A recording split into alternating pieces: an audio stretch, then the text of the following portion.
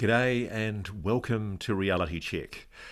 So you've seen the full News Nation special investigation hunting UFOs, where we detailed the allegations of a first-hand whistleblower for the very first time, telling the inside story of the retrieval of non-human craft. I know it's an extraordinary allegation to make, and there's millions of armchair experts out there who think they know everything about this story. Well, today, for the first time, the bloke who told that story to me on News Nation is telling his full account, the full interview, for the first time. Jake Barber is a guy I first met 2 years ago, and he's not used to the limelight. He's fundamentally somebody who's been trained in intelligence. He's been trained in how to operate in the covert world. And the only reason he's going overt is because he thinks you, the public, have a right to know about the illegal and criminal and improper things that he believes are going on inside what he calls the program. But be aware that, I think as George Herbert once said, the life of a spy is to know, not be known. It's difficult for any person to make the decision to step out into the limelight, let alone the excoriating glare of many hostile people who are looking for any excuse to pull Jake down from his pedestal. And the interesting thing is, he wants to be investigated. He wants the government, the Congress, to tackle this story and begin the slow exposition of what he knows. And it's a difficult story, I think, for a lot of people to grasp because the scale of it and the implications of it are immense. Not only does it mean that there is a non-human intelligence that's been engaging with this planet, and contrary to what the Pentagon says, we've known about it for decades, it also means, of course, that the government or sections of the government have been lying to us and continue to lie to us. And that's an egregious breach of public faith. And at some stage, there is going to be a reckoning. But ultimately, the big decision now for Congress and for the new Trump administration is whether they take the allegations of Jake Barber seriously. So he wants, and we've always intended, for his full story to be told. So here today, for the very first time, is the full interview with Jake Barber, a great and loyal American who wants you to know the truth. Hey Ross. My name is Jake Barber, and for the last 30 years I've worked for the U.S. government and its private partners in both an official capacity as an enlisted man in the United States Air Force and in an unofficial capacity for the broader intelligence community as a contractor. Over the last 3 decades, my work has been very diverse and has included the recovery of downed UAP of non-human origin. I am pleased to share that as of a couple weeks ago, I have fulfilled a promise to our friend David Grush by getting myself into a skiff with Congress, and I have provided top secret SCI testimony on the subject matter of UAP. With this behind us, I'm pleased to be at a place where I can share information with the public. The type of information I can share will be limited by my DOPSR restrictions and personal restrictions I have set in order to protect the privacy and quality of life of my friends, family, and colleagues. So with that, let's talk.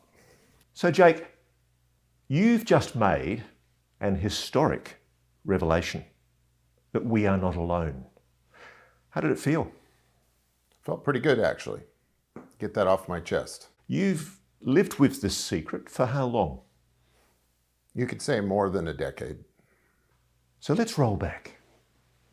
Let's tell the story of Jake Barber. Okay. You say you were an enlisted man and then you ended up working for the intelligence community as a contractor.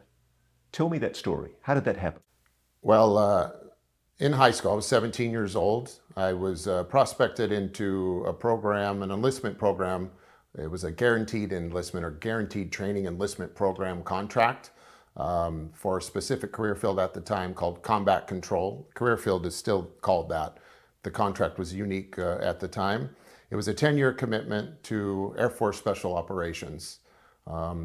I finished my screening for that program, and in September of 1994, I shipped off to Air Force Basic Training. Upon completion of that, I went to a place known as Operating Location Hotel. This was Air Force Special Operations selection. I completed selection roughly 4 months later and then entered into what is known as the pipeline. The pipeline is approximately a 2-year specialized training schedule where you go to a number of schools. At a certain point in my pipeline, I was approached by some individuals who had a discussion with me and convinced me it might be a good idea to consider becoming an airplane mechanic. Was that to be your cover? Yes. Yes. Because I notice your DD-214, which is your release discharge document from the US Air Force, which you've provided us, it says you're an aerospace mechanic. I was a mechanic. I spent a lot of time on the flight line at Pope Air Force Base and an obscure maintenance shop known as the Dash 21 dual rail shop. And I spent a lot of time there in my cover capacity, and I worked hard. You're constrained very heavily, aren't you, by what's called a Defence Office Pre-Publication Security Review. Correct. And that's called a DOPSR for short. Yes. And if you accidentally or deliberately reveal information that they've told you that you're not allowed to reveal, you can go to jail for the rest of your life. That is correct. Yeah, they've created quite a landmine of words to avoid. So there are certain agency names, certain designations in the military that you're not allowed to reveal or use. Yes, and for good reason. Let me clarify something though. You were trained as a top special operations soldier. Upon completing that, I was given orders to Pope Air Force Base, where I spent a lot of time actually working in a maintenance capacity in an obscure maintenance shop known as the Dash 21 dual rail shop.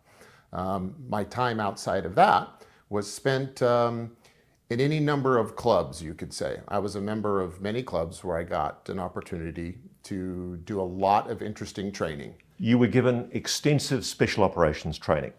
I trained in things like survival. I was in parachute club. I was in scuba club. I was in weapons club. I was in pilot club. I even was in Spanish club. I was in entrepreneur club, paramedic club. So they were fully training you for whatever that covert role was going to be. Nobody was training me. I was there on my own free will, out of my own interest, and trained in a number of clubs. A mechanic, but you were training yourself in a whole range of different skills. And I noticed your DD-214 document, it actually shows that you've got a sharpshooter's achievement. Yes, yeah. So how many mechanics have a sharpshooter's achievement? Not many. I will say that the standard for marksmanship in the Air Force is pretty low, but I did qualify as expert marksman in a number of small arms. Right. And you've also, I noticed, you're able to talk about the fact that you earned a commendation for the use of combat medical skills to help save the lives of 2 men in a horrible accident. Yeah, that's the interesting thing, is every once in a while my club skills would show up in the ordinary Air Force.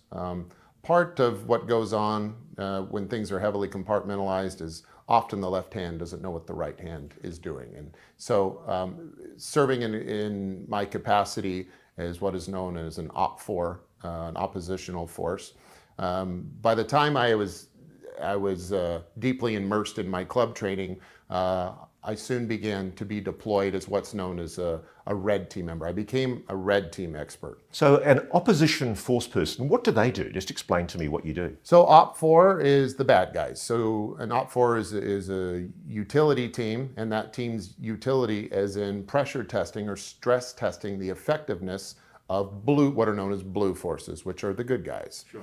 So OPFOR is trained to deploy their own intuition and innovation in order to make the regular soldiers' lives hell. And that was where I was uniquely qualified and was deployed in that fashion in a number of real world scenarios and training scenarios. Now, it's a very useful set of skills that you acquired in the Air Force. Yes. You've essentially had the training of a top tier 1 operator at, if you like, Delta Force or STS-24 level, which is the top US Air Force elite group, but you were not a top tier 1 operator. That is correct.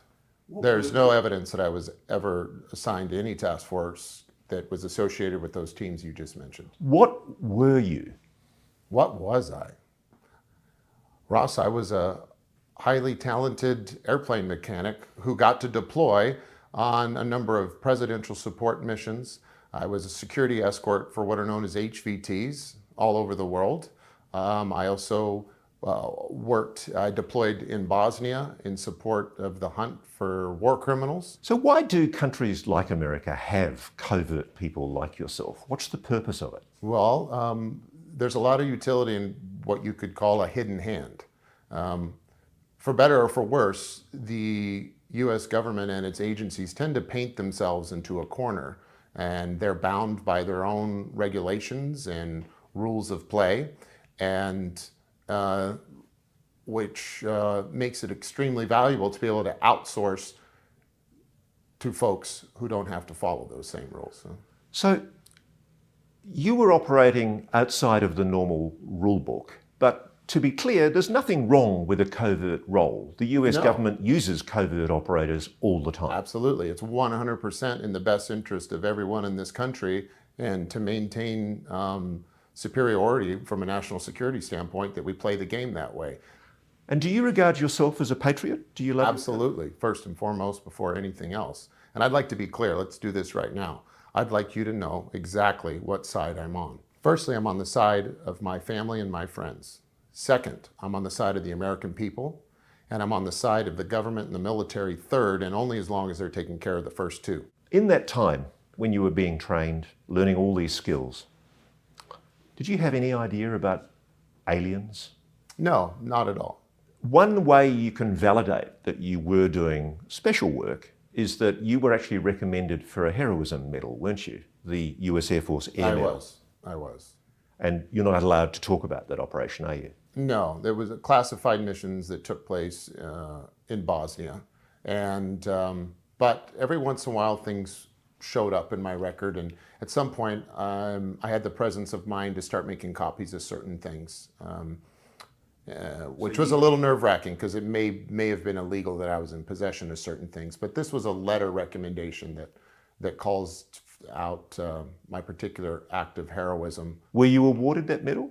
No, it was squashed by my case officer. And do you think it was squashed because they didn't want you to be conspicuous? Yeah, because what the hell would an aircraft mechanic be doing chasing war criminals in Bosnia, and doing so to the extent that he would find himself in a situation that would be worthy of a medal of heroism? Now, you can't name the agency, the organization that you were working for, can you? No. You're forbidden by your DOPSR. Forbidden. At any stage during any of the training that you received, was anyone ever telling you that you were part of a government that was aware of the existence of non-human intelligence? No, not at that time. And I'll have to tell you that everything changed for me right around 9/11. And I left the Air Force and basically made a left turn at Albuquerque, never part of the global war on terror, and quite literally made a left turn at Albuquerque, and was sent out to California at that time to begin establishing my cover basis for an independent contractor, so that I could serve what was coming down the line next for me. And that is the path which led to the UAP subject. In your time in deployment, you met certain people from an aerospace company, didn't you? Yes, I did. Now, it's also part of the constraints you operate under that you can't name that aerospace company. Correct. There's no good reason to name them, even if I wasn't constrained. What were they doing there? Well, they were supporting us with some new weapons technology that could be used to disable vehicles and aircraft. I can disclose this. Yeah. My understanding is that they were essentially using, I think it's a matter of public record, that microwave weapons, pulse microwave weapons, were being used at that time. Correct. There were some early prototypes that were being used at that time. And I met individuals that were there representing the companies that were providing that service to the government, made some friends, and those relationships led to opportunities later in the California desert where I began my journey. Before we go any further, had you ever, as a child, experienced any kind of anomalous phenomena yourself? No.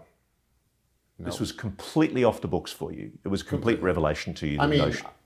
I was born in the 70s. I grew up a fan of Star Wars and Star Trek and Back to the Future, and it certainly was a pleasant and fun idea. But during that same time, it was also very clear that the culture, it was clearly nostalgic, like the subject matter of UAP and non-human intelligence, which wasn't an acronym we used back then, aliens, let's say, that it was 100% a fictional story. So while I was interested in it, it was purely as an adolescent from being interested by any other fictional subject.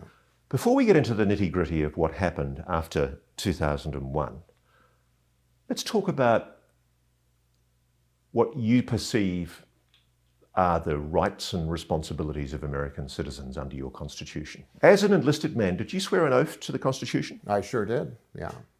How much do you care about the ideas and the principles that are espoused in the US Constitution? Those ideas are absolutely paramount. They come above everything else. Even though I mentioned my family and my friends are whose side I'm on first, I cannot facilitate protecting them without the fundamental nature of the US Constitution. So it is paramount to everything else. Is it fair to say that the reason why you're speaking to us here today is because you think it's important that the American people be told about what we're going to disclose in accordance with the Constitution? Article 1 of the US Constitution enshrines the idea that all arms of government must be transparent and accountable to the Congress. Mm-hmm. Is that happening? I can't really speak to that. From what we're being told, there is no evidence of extraterrestrial presence here. There is no evidence of non-human intelligence. There's a little bit of admittance and evidence that there's something anomalous in the sky flying around and we don't know what it is. So the bad news is I can't really help further that question that everyone wants answered. The good news is I'm going to begin to be able to start answering that question. And that's the primary reason I'm here to speak to you today. Do you think Congress is being misled, deceived about what is secretly known about non-human intelligence, alien life, engaging with it's clear they don't have the full story. What's being held back?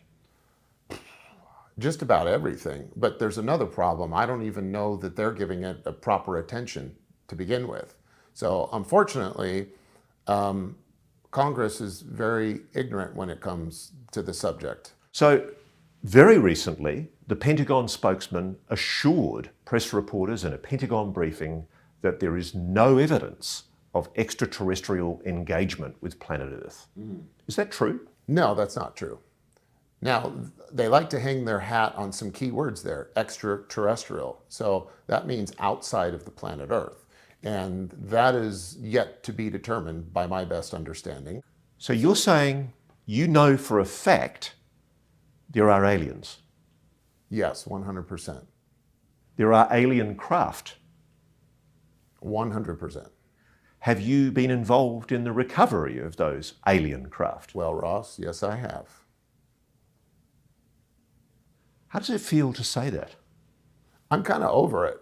Like, this has been a fact I had to get over. It wasn't easy when it first hit you. That was years ago. And it's actually quite therapeutic to get to talk about it. And I'm encouraged that it's becoming commonplace, because that's where it needs to be for us to move forward and start gathering some evidence, which we intend to do. So you're building up a cover in California shortly after 9/11. What are you doing? Well, I'm doing a number of things. One, trying to fill out a sensible explanation for my backstory. I mentioned one of the clubs I was in was Pilot Club, and you'll speak to my good friend Don Paul here shortly, who I met during that time. But there's no record of that. So one of the first things I did is I had to go to commercial pilot school in order to create a legitimate training record so that I could operate in an official capacity this time as a helicopter pilot. So you'd learned how to fly as a covert operator, but they didn't give you a license for it in the military. No. Because you weren't allowed to have that qualification because that would undermine your cover, I suppose. Correct. So you had to go and pretend to not be a pilot in order to get your commercial pilot's Yeah, that was license. loads of fun, actually. I found it quite challenging to pretend I didn't know how to fly. So it was amusing. Yeah. You must have blitzed it. Well, pretending to be bad was quite easy in the beginning. The hardest part was faking a natural learning curve. So how to show that I'm getting better in a progression that they've seen before. So that was fun. A few times I took the liberty to mess with my flight instructor, but he just thought I got lucky. So this happened for, what, a couple of years? Yeah, a number of things were done. So one of the rules we go by is that legitimacy is the best cover. So in order to provide a certain utility to the government by way of a contractor, I have to go and establish a lot of legitimate businesses. I have to function in a legitimate way under existing contracts to build a cover. A cover is not a hollow shell. It has to be layers deep. And the best way to have many layers of cover is to just go do something genuine to begin with. So let's be clear about this. You're a very financially successful businessman in your own right. You've done well in business. Yes. You are not being paid by us or anyone to do this interview. No. No. In fact, you're deriving no financial benefit or in-kind benefit at all from doing this interview with me. Why are you speaking to us today? Well, because I've got some good news, okay? So I know everyone's been waiting for people like me to speak out, and we haven't been doing nothing the past several years. There's been a lot going on, and I'm very pleased to share that we are moving forward in an official and transparent capacity to explore the answer to these questions that there appears to be no evidence for. And our number one goal now is to function in a private capacity with the backing of venture capitalists and in coordination with some of the most key departments in the government in order to start answering these questions in a transparent way related to the UAP topic. Are you a front?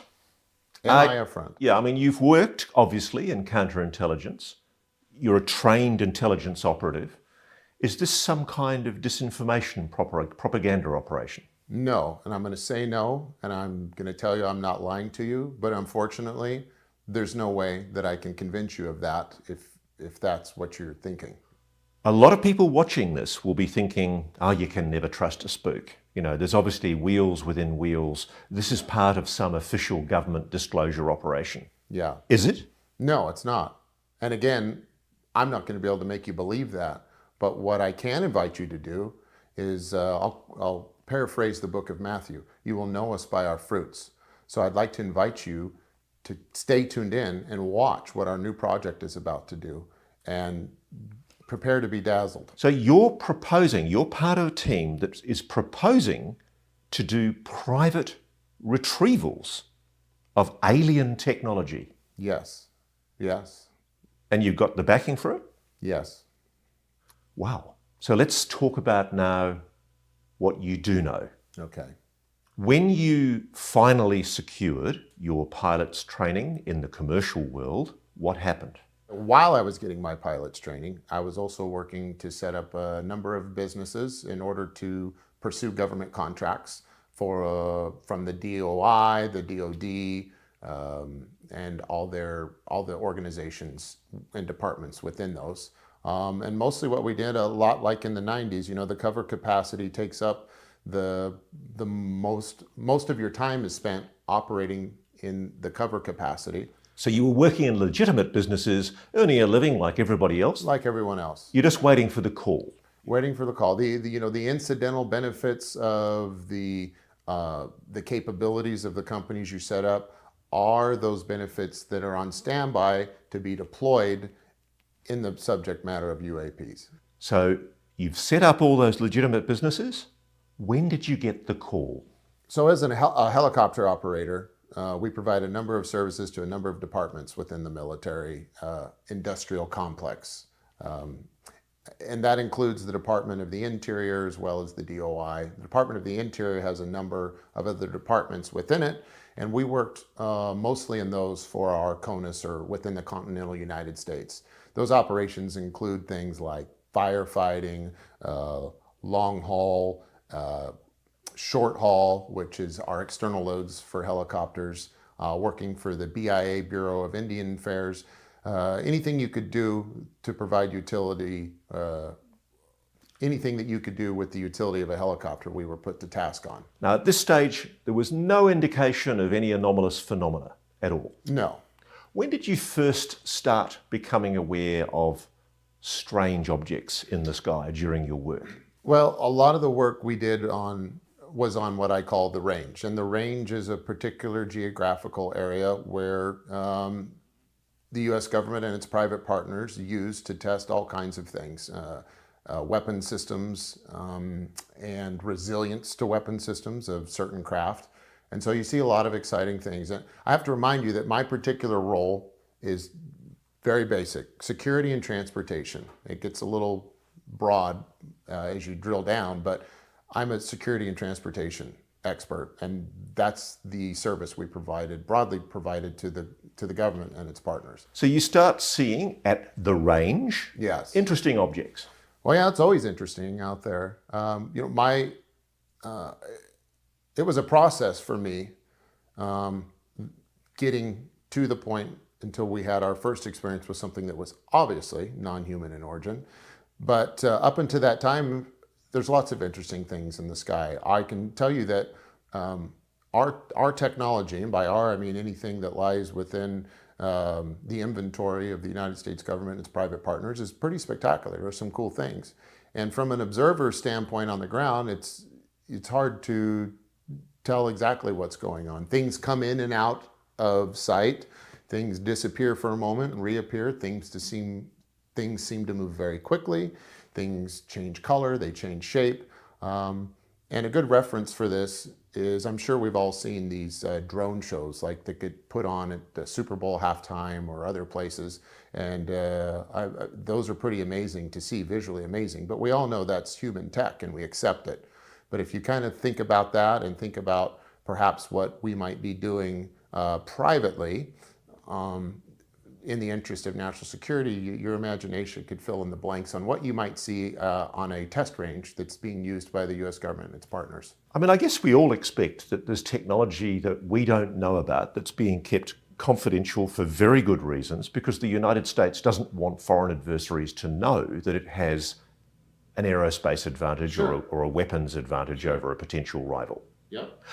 And were you telling yourself that for a long time when you started seeing anomalous objects on the range? Yeah, because just like it is now, you kind of have to train yourself. Even once you become a believer in the UAP subject, and you take some folks outside who are believers and they look up, they get really excited and falsely identify a satellite as a UAP or something else in the sky, an airplane that you might not be able to see its position lights or its strobe. So you know what Louis Elizondo has described as the 5 observables. Yes. Instantaneous speed, incredible hypersonic speeds, transmedium travel, water to air, air to sure, water, positive lift, some kind of propulsion system that isn't explained by conventional yes, systems. And stealth. So you were seeing objects that complied with those weird observables. Yes. And at that time, you would also see things when you talk about the transmedium. So one of those that would raise your eyebrow is more of the transmedium characteristics, because things would come from the ground, like from the earth, from a ridge, from a mountain, or could pass through. So they'd come out of a ridge. Out of a ridge, yeah. Now that is clearly technology that is certainly not known. Now again, that is the visual understanding of what you're seeing. And was that human technology? You just don't know. I just don't know at the time. That I do not know. So there came a time though where you began to realize that this was something else. Well, let me add too, we also know of circumstances, and you'll speak to some of my teammates here, where we did recover things that were exotic in nature in the sky, and we know they were classified craft. and we recovered them and took them back to where they go, and that was a regular thing. So there are things that we're trying to protect that are far beyond what we know about publicly. Yeah, much like everything in my story that we're talking about. 80 to 90% of the time, it's very ordinary and boring once you get acclimated to the lifestyle. It's but for a 5 or 10% that is the most outrageous and exciting time of your life. But the majority of what we see and do is explainable and is ordinary and is known by many people and is not classified. But there is a certain percentage which is extremely sensitive, and that extremely sensitive bit does include what we know is our own man-made advanced technology. And we work to our recovery efforts, if this is where we're going with the conversation, when we look at a recovery mission or a crash recovery team, you don't put together a team like that with the intent of recovering non-human craft. That team is trained and provided the training and tools and technology to conduct a recovery mission for a number of objects and craft. But in the rare occasion, or let's say the hypothetical occasion, something of a non-human origin or source were to interface with the ground, you would deploy that same team. And that is the segue in how we got involved with this particular subject. So tell me about the moment when you realized that you were involved in a retrieval of non-human technology, alien tech. So it became very clear the first time we recovered something that was non-human in origin, that it was precisely what we were dealing with. Our communications changed. Our communication process and procedure was modified. It was also clear to everyone on the team that what we were dealing with was something that was unexpected versus expected. And then just visually looking at the object on the ground, you could tell that it was extraordinary and anomalous. It was not human. How close did you get? Well, I was a helicopter pilot, and I operate with a 150 foot to 200 foot long line. So I got within 150 feet of this object. What did you see? I saw an egg, a white egg. How large was the object? I would say approximately 20 feet, plus or minus a little bit, about the size of a large SUV. Did it have any seams? No. What? And it was Seams. pure white. It was like pearly white, like a metallic pearly white, the best I could assess. I mean, what you're describing sounds like something out of a TV show. Yeah. Well, fortunately, I'm going to share some images with you, and you can see one of these flying in the sky, if you like, in broad daylight. So you actually saw it in the sky before it... No, not this one. But in our new venture, we've already begun work, and we're capturing sensor data of the exact same craft flying in the sky. How did you know that that egg-shaped object was non-human in origin? Well, visually, after seeing all kinds of things in my past, it was clearly something that was ridiculously looking. It's inconsistent with anything I'd ever seen before. I can also tell you that the reaction by my team, who was very experienced, was atypical. We changed we modified our entire process for recovery that night. Our communication process changed. We all knew we were dealing with something extraordinary. And in addition to that, it has also been verified by me, by high-ranking members of the UAP task force, that what we recovered that night was in fact known NHI craft. So the implications of that are actually quite shocking. It means the government's lying to us, which shouldn't come as any surprise to us, but we're being lied to. I can't comment on that because I don't know what the government knows. This operation, yeah, I just can't comment to that because... Do you think it's possible that there are even senior people in the Pentagon who aren't aware of what you know? Absolutely. There are senior people in all branches of government that are unaware what's going on at the bottom. So when Air Force General Pat Ryder speaks at a press briefing in the Pentagon and says there is no evidence of extraterrestrial visitation or engagement with planet Earth, he might actually be telling the truth because he hasn't been read in like you were. Correct. Now you have what's called, I understand, a top secret SCI clearance. You have compartmented intelligence clearance to certain programs. My clearance is given as needed basis. So like when I go, it's not like I go, there's no record of me having top secret clearance anywhere, but I get dispatched. Well, there is, because in the documents that you've showed us, there is one document that shows a NATO top secret clearance. And what does that mean? That means you are cleared to the highest level that you need to be in order to function in the capacity that you've been assigned on a particular mission. And it's quite a high clearance? It's a very high clearance. And so the best effort was done to secure your cover, and as part of protecting that cover, it wasn't allowed to be known that you had high clearances. But what you have been able to demonstrate to us is that you were in fact given high clearances as part of your role. Yeah, the clearances kind of accompanied me like a shadow. If I got deployed on a particular mission, let's use an aircraft, an HVT mission, for example. High value target. High value target. I spent a lot of time in the 90s living out of a hotel room at Pope Air Force Base with a pager. That was our technology back then. So I'll give you a short story that'll tie this together. So a typical situation for me would be told to go stay at the lodging on base, and I could travel to the chow hall, I could travel to the gym, but I had to stay within that response area. We would have a sealed aircraft. A sealed aircraft is an aircraft that has been configured and swept, and then a metal seal goes on the door to where if that door is open or broken, we know someone has entered that aircraft in an unauthorized capacity. So we'd have a sealed aircraft there. If we got dispatched, I would go to an aircraft. There would be manifests that go with that aircraft that would list all the crew members, their security clearances, and a rough description as to the mission. At those times, the crew would be briefed, security clearances would be issued to that crew, and anytime I was on a HVT mission that was highly sensitive, I would operate under what is known as a NATO top secret security clearance. And there are documents, a few documents that I was able to make copies of that show that. And indeed, the document that you've showed us shows very clearly that you and the pilot were the only people on board the plane that had a NATO top secret clearance. Yeah, and probably the reason he was assigned is because I was there.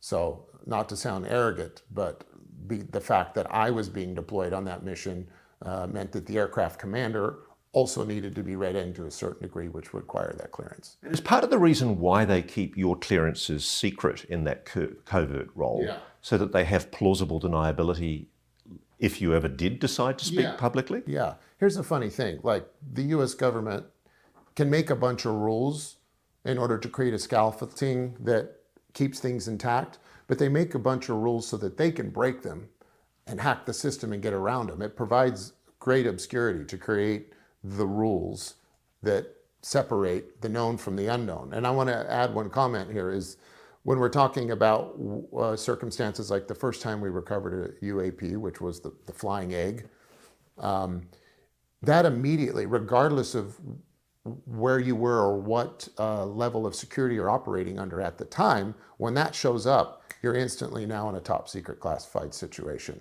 regardless of people's clearance. So before you flew out that day to go and do the recovery of the egg, what were you told?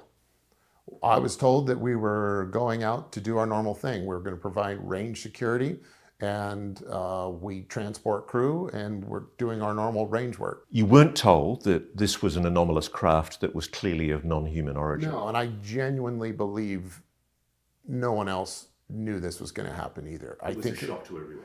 I think it was a shock to everyone. And at no stage were you ever subsequently told that the craft was of non-human origin?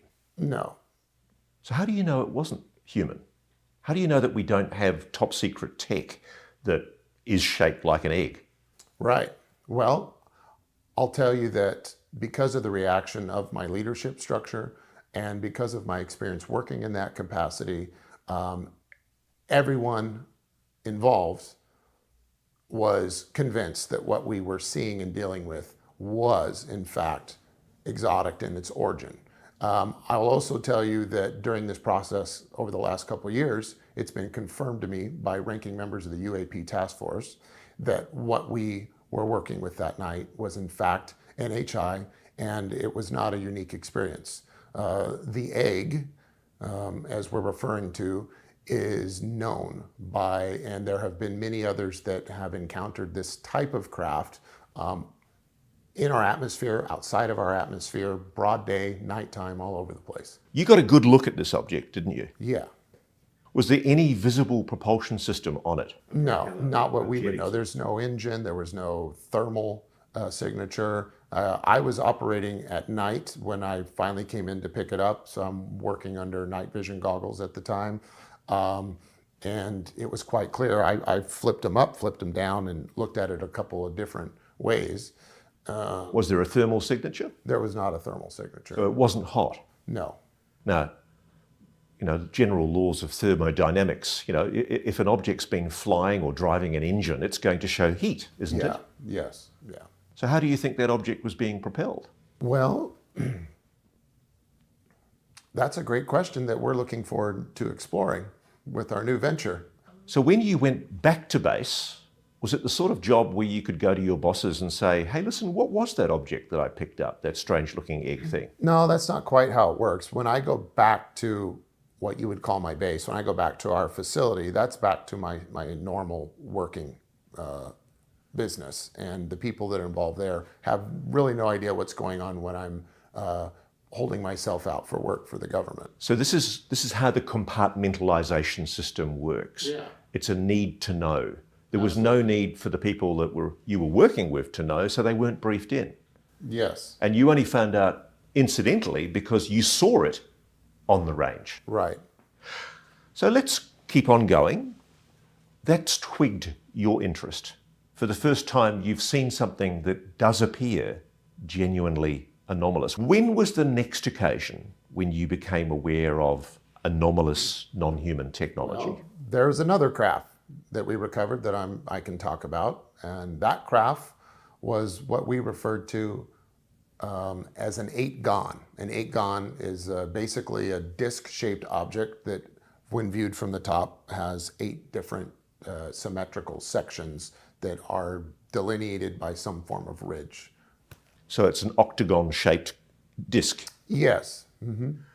By any chance, was there a nickname for the egg? Yeah, the egg we actually called Nanus, like from the Mork and Mindy show from the 70s, because it's ridiculous. That's exactly what it looked like. And so it's funny when you look back at what may have been the motivation for the 1970s, because where else would an egg is a ridiculous idea for a guy from Mork from Ork, right? So you have Mork from Ork who flew to Earth in an egg.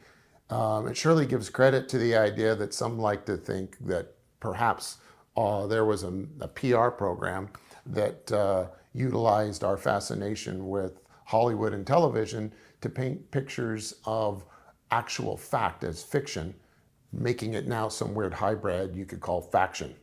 So what time of day or night was it when you came across the octagonal object, the 8-gon? We did recovery on that both day and night. So talk me through it. What happens?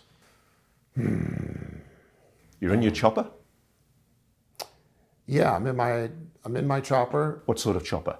At the time, it was a Bell 212, which is the same as a UHN1. It's a twin-engine, twin-bladed Bell helicopter. You're flying at night? Flying at night, yeah. What time at night? Oh, God. I don't remember. Like after midnight. Have you been given any pre-flight briefing? I'm the one who would be given the briefing, but we are given a loadout on the particular object. That when you're flying an external load, we designate 2 different sites. One's called the drop site, one's called the pick site, you could say.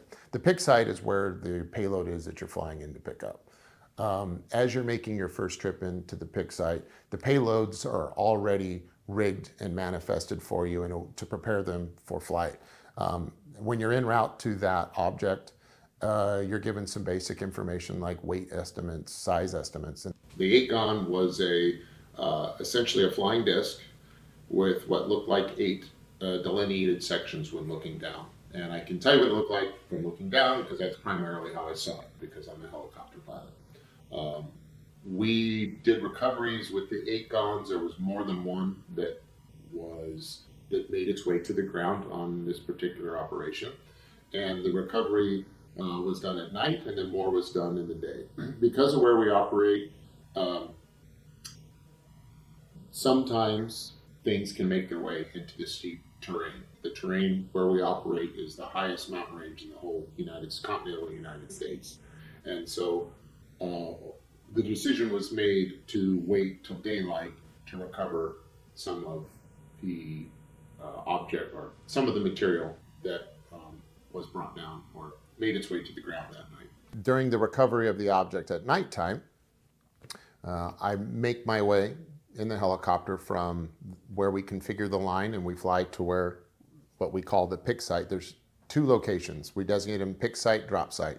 Drop site at the delivery location. We have a crew both at the pick site and the drop site on the ground. The pick team configures the cargo for flight. So whatever it is, the craft is sitting in a sling waiting for your helicopter. Yeah, it's sitting. We have these things called pumpkins, which are like rubberized bags or containers. And from my point of view, it was covered in a pumpkin, at least from the bottom and the sides. This is one of the most profound experiences I've ever had in my life I'm about to share with you, so bear with me. This is, for me, when it became clear. As I get closer to this pick site, I start feeling odd. I start feeling extremely emotional. And the closer I get, the more the emotion starts to overwhelm me. And what do you feel? What's the emotion? I feel a sense of my mother. I don't know how else to explain it. I feel this intense hybrid of sadness and happiness and beauty and song. And it was very disruptive to me because I had a very practical responsibility at the time to operate a helicopter in the mountains at night. And I began wondering what was wrong with me. It was late. Am I just stressed? Am I tired? Am I marinating in cortisol and estrogen? I don't know. But as I came over this object for the pick, there was this overwhelming sense of emotion. What's it saying? The object. Tell me what you're feeling. Like I said, it was an overwhelming sense of sadness, happiness. Is it your feeling? Are you suddenly having a mental breakdown on the job? No, I felt like something connected with me. I felt like something had tuned in to me and my soul and was providing me some sense of guidance on what to do and how profound what I was doing was. And it was so overwhelming that I began to cry. And I can't imagine crying at nighttime with night vision goggles is the healthiest way to fly a chopper. No, it is not. And then I'm confused as to why I'm crying at the same time. And then do I abort the mission? So I just did my best to focus on my particular cues when doing this type of work, and I got the load hooked up and I began flying away. And once it was just me and that object in between the pick and the drop site, there's about 20 miles in between, I felt like something was inside of me. I felt like I was possessed by the most beautiful spirit I'd ever been possessed by. And was it loving? It was loving. But there was a sense of sadness at the same time. And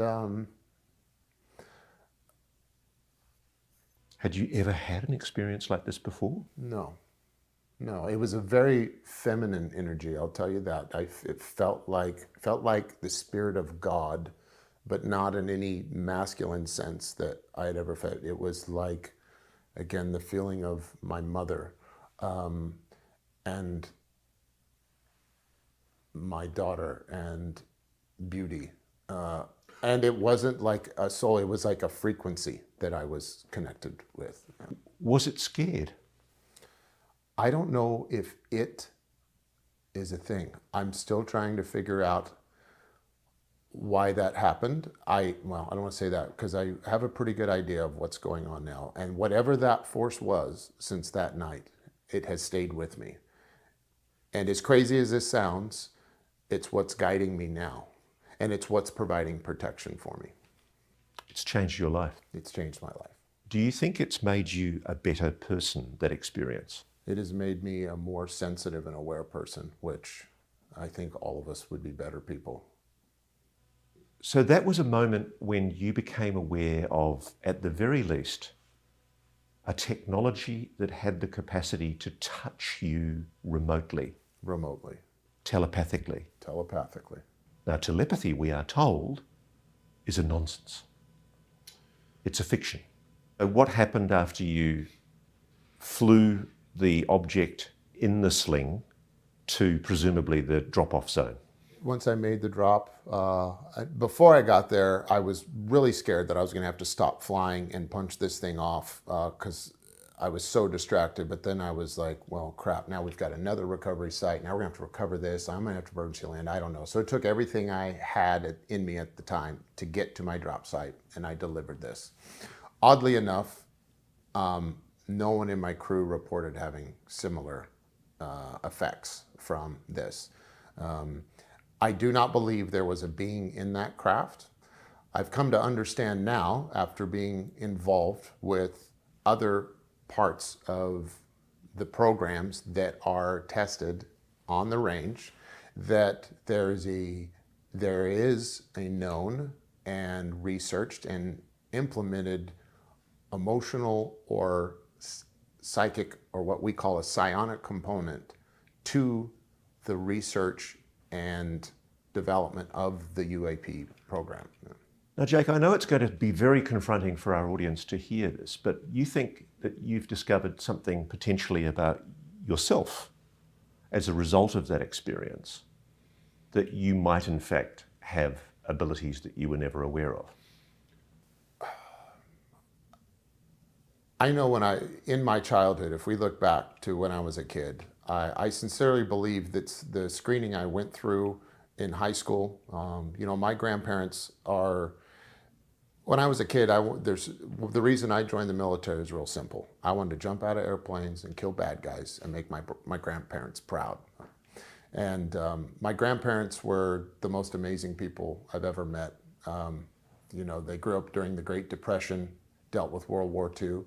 And my grandfathers particularly were the strongest and the most sensitive men I've ever met, all wrapped up into one person. We can call them Navy Grandpa and Army Grandpa, let's say. So, Navy Grandpa was a very influential naval officer. He was actually a member of the SEALs predecessors, the Scouts and Raiders. Army Grandpa was an Army captain and a salesman.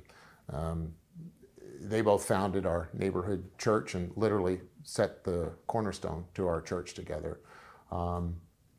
Unfortunately, their children, my parents, were very loving people, but made a lot of bad decisions. This led to step families for me at a very young age. And to get away from the abusive environment, I spent a lot of time outside. I would tell my mom I'm going to my dad's house. I'd tell my dad I'm going to my mom's house, and I'd bug out and just go live outside. You were living in the bush somewhere? Yeah, essentially I was homeless, but I just told myself I was a wild commando survivalist, and that gave me pride in what I was doing instead of shame. And so that I refined a pretty high level of independence at a young age. But my grandparents were still always there, making sure I had some outlet for certain things. And so they got me involved with an art program and a music program I'll have to tell you, so my Navy grandfather, he was the superintendent. He got his doctorate in education, and by the time I had graduated high school, he had retired as a superintendent of our school district. So he was a very influential man. And I understand he ran the gifted and talented education program for that school district. Yeah, you could say he was the ambassador for this area for the GATE program, which was a program for gifted and talented kids. And my personal experience with that was great. It was, I just got pulled out of normal class a couple of times a day, at least twice, and got to go to a private classroom where I had one-on-one time with a staff member there who played a lot of games with me inside and outside, and we ran a number of creative classes together. And outside of that, I also, after school, I would attend, I had a private art teacher, I learned music. And so I felt like I had a unique education experience as a kid. My grandfather also got me involved in water polo and swimming. He was a diver and a swimmer. And water polo became a great outlet for me. I found the competition and the physical exhaustion was like great medicine for me. Looking back though now, do you think there might have been something special about your selection into the GATE program? Well, if we look into my high school years, unfortunately, my senior year, I got in a lot of trouble. When I did show up to school, I was a bit disruptive in class. I had a smart mouth. I liked being a class clown. And I got in a lot of fights. And by the time my senior year came around, I was the varsity goalie on our water polo team. And 5 weeks into my senior year, I got expelled for fighting again. And at that time, I was on a disciplinary contract. So my accumulation of bad behavior throughout high school resulted in a contract, which was interesting. And it was a one and done fail situation. And 5 weeks into my senior year, I was expelled. At this time, my grandparents decided to hold an intervention. And I don't even think my parents or step-parents know, but the two men got together and met with me and decided to research military programs that would be available at that time. And so we made several trips down to UCLA, to an office near there, and I began going through a series of tests of all kinds. There were physical, physiological, psychological, creative tests, and we assumed that all of this was pretty typical. You know now, don't you, that the US Air Force has been secretly testing people through the GATE program for certain psychic abilities? Yes. Were you tested? Yes. Do you think that might have played a part in what happened to you that night when you were recovering that craft? Yeah, and I don't know that the Air Force realized that. I'll tell you, I know others that I've come to meet through the program that we'll talk about that were in a psionic program that have a very similar backstory. But for whatever reason, I was not used in that way. Again, my creativity and intuition resulted in, as I've shared with you before, being used for creative war games, being very creative in war games. But what I used as intuition, if we make a spectrum and we put intuition on the conservative side, let's say the right side of the scale, on the more far out side, that might be something that looks a lot like telepathy or telekinesis. And we call this psionics, which we can talk about. And so I knew I was intuitive, I knew I was creative, and I also know I had good imagination. And so looking back, it was clear that becoming a red team expert, those are the tools that I would deploy. My intuition and creativity is what made me successful in that capacity. I'm quite struck by how many very senior elite soldiers, special operations soldiers, when they admit what they do in a combat situation where they're facing imminent harm, there's often a moment where they talk about intuition, precognition. Yeah. They knew something was about to happen. Does that happen to you?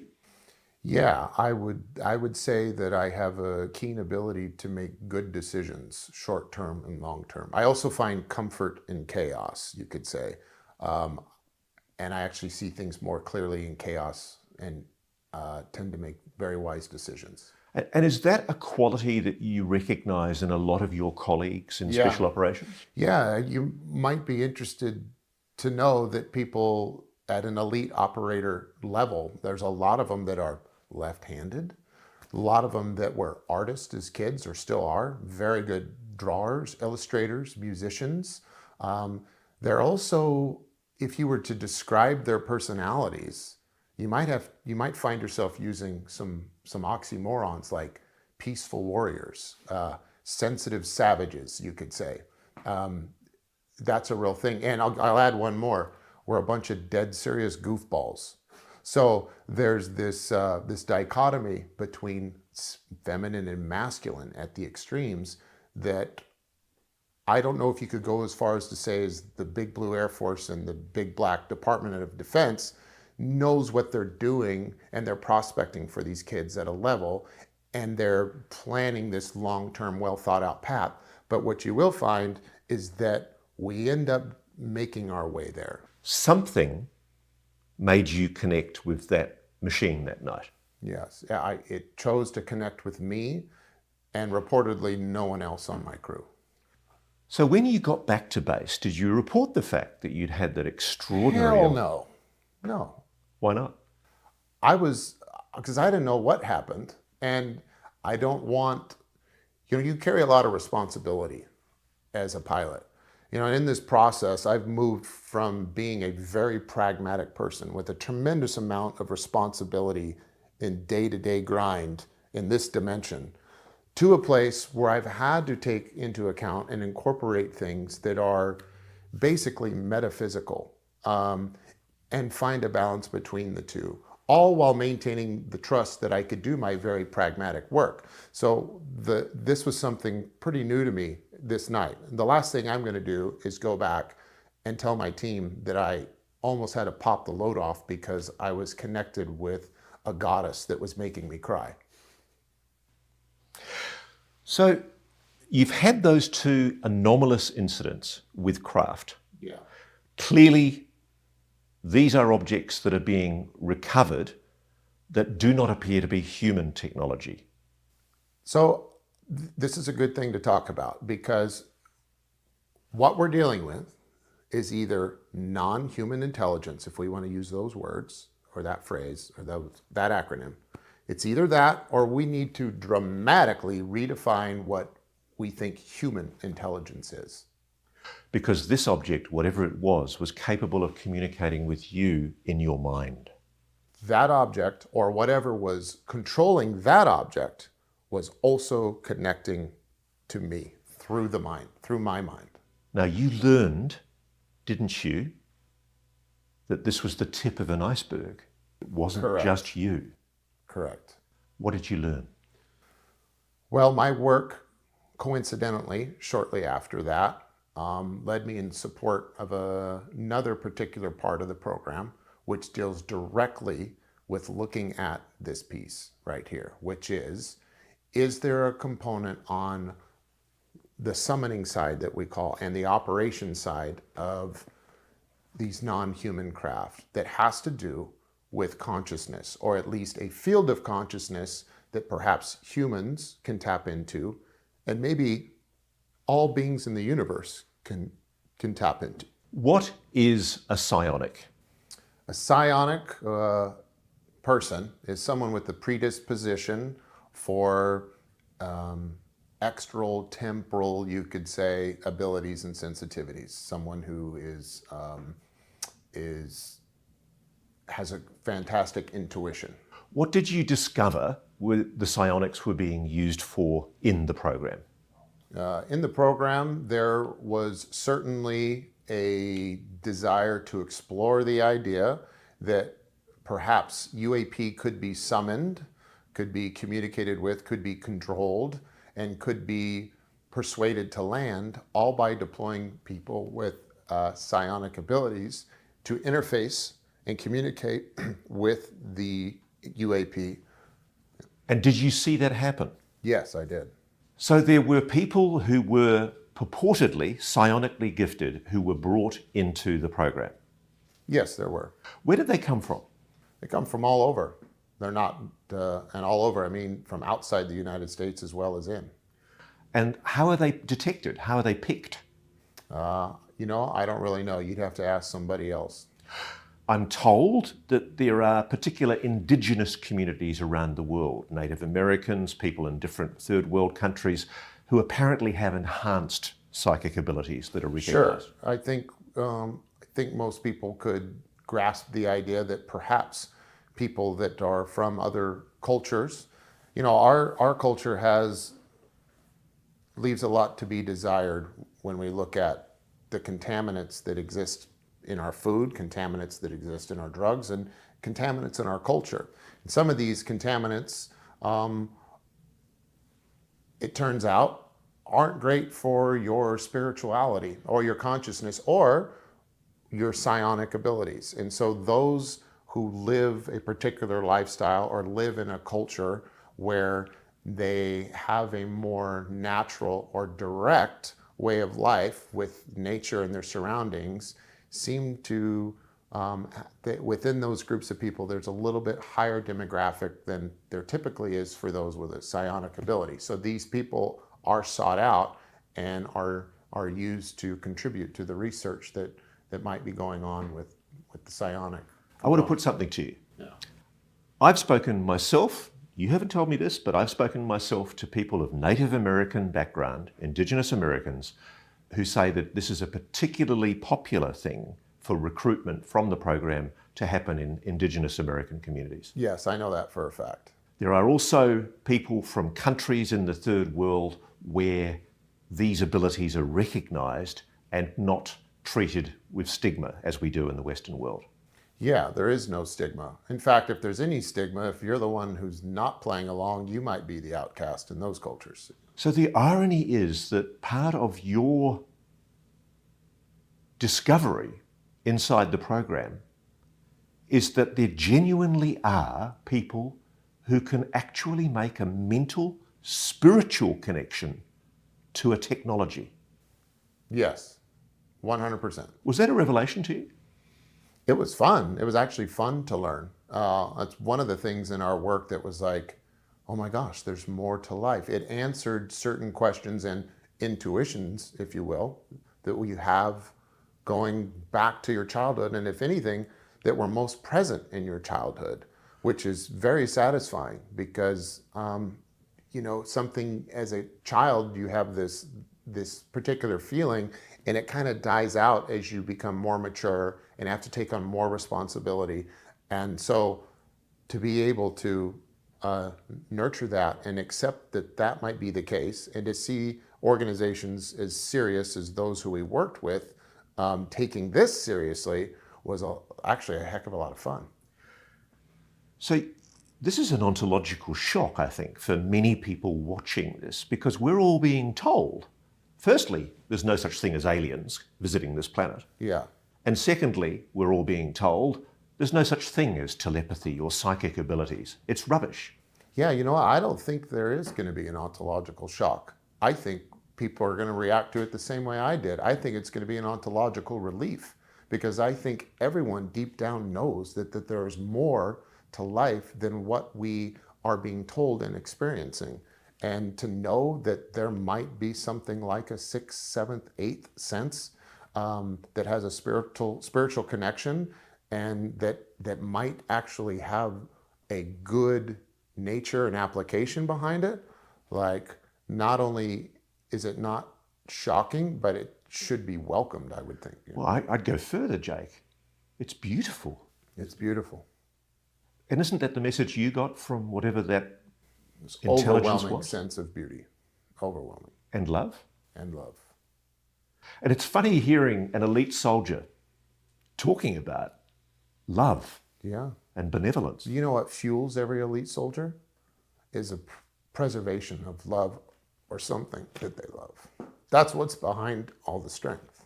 So let's go through the psionic program. When a psionic operator engages with technology, how do they do it? using their mind, something like meditation. And I need to preface this by saying this is stuff that I've come to know recently. The night that I had this experience, there was another team involved, come to find out was a psionics team, and they were also working that night. And do you think it was them that had attracted the object in the first place? Yeah, I do. And so how did the object come to land? I think it was invited to land by the psionics team. Is that always how they make the objects land? No, there's a number of other ways. So I have to tell you that weapon systems are tested out there. I know this from other sources. I know that high pulse microwave weapons are being used to bring down some of these craft. Yes.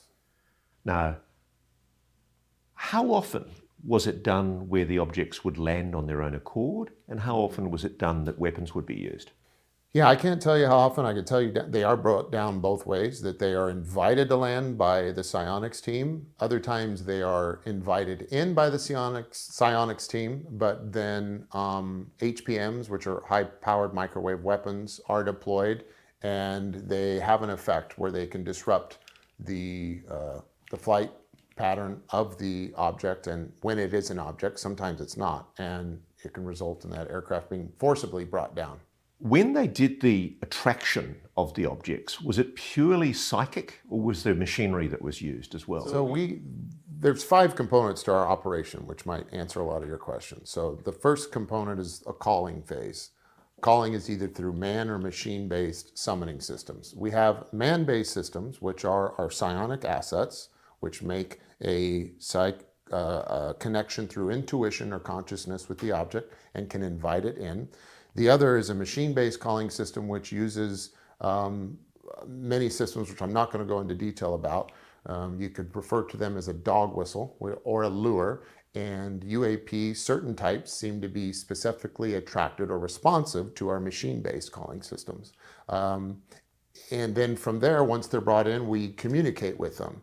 Now, the psionics can have a dual role, because in this communication phase, we do a lot of data collection. So it's verifying that what we are seeing is something tangible, also that it is responding to our efforts. So we might invite it to move left or right, or to position our particular machine-based systems in a particular direction, and then measure the response. The implication of what you're saying is that this intelligence that's behind these objects, whatever it is, seems willing to share. Yeah, I think it ultimately is working for us. And it is commonly talked about that what we are getting, even when we weaponize it, is a donation, a gift. And even when we deploy equipment, when there's a combined operation with a psionics team and a machine-based team, all the equipment kind of has to be blessed and brought in when it's a psionically led operation for summoning. A lot of people watching this, Jake, are going, I'm sure, this is crazy. This guy's making this up. This can't possibly be true. Yeah. Alien vehicles, psychic techniques to engage with technology. This is disinformation, fabrication. Yeah. Well, we intend to prove that's not the case, which has a lot to do with the timing as to why I'm coming out now. We plan to produce that evidence in our new venture with our teams that we've used for years. In the legacy program, we've now gotten out and we've pulled our resources, and we're backed by venture capital. We're also working in coordination with the most forefront government agencies that you would want involved with us on this subject matter. And we're going to start producing evidence on all of this, and we're going to share it with. But crucially, you know it works because you've seen it done. Yes. Yeah. And so have your colleagues. That's correct. What would you say to people who might say, there's no way a secret like this could have been kept for so long? I mean, you're describing an operation that, in your experience, has been going for at least 10, 20 years. Yeah. Do you know how long the program's been doing, the psionics? I would say, I'm sorry, get over it. I don't know what else to tell you. So it can be kept. A secret can be kept. Oh, yeah. Secrets, there are lots of secrets. Some kept for good reasons. So let me briefly summarise the implications of what you're saying. Aliens are real. So I would like to know, unfortunately, we got to get really specific with the semantics, okay? So what do you mean by alien? Something non-human and intelligent built craft that you have been involved in recovering. Yes, something that is inconsistent with our idea of what a human is involved with these craft. Are these intelligences, whatever they are they extraterrestrial? Are they from somewhere else, or could they possibly be living on this planet? I got to remind you, I'm a security and transportation guy that has been involved in this program really within the purview of those two categories. So you're going to have to ask someone else. I presume you got a chance to talk to the psionics. Yeah. When they mentally, telepathically engaged with whatever this intelligence was, what did they tell you about it? Well, that they refer to it as a they in a very spiritual nature, something like angels, angels and demons. Let's say there's certainly good energies and bad energies, but it's talked of in a very nebulous way like this, because no one really knows what it is. No one, especially on the psionic side, we're still trying to figure that out. We're still trying to figure out exactly what it is. And there's probably a number of things going on. There might be biological entities, and we use the word biological for a very specific reason.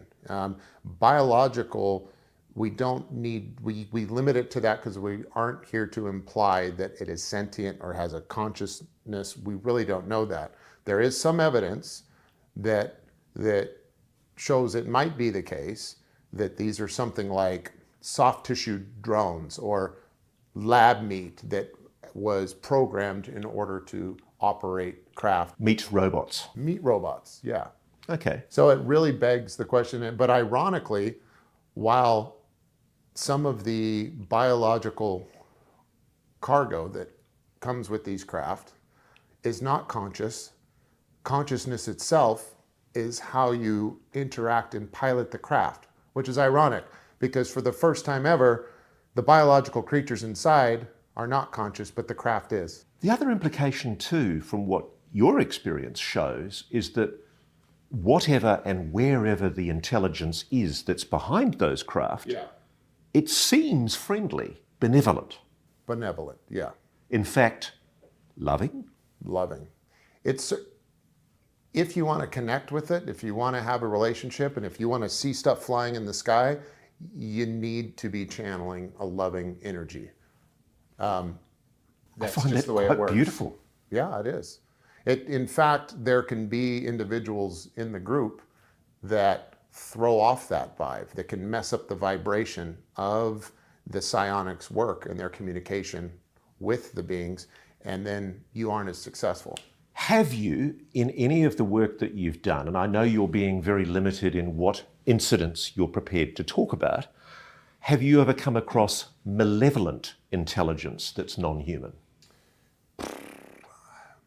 I have not. I personally have not. Have any of your colleagues?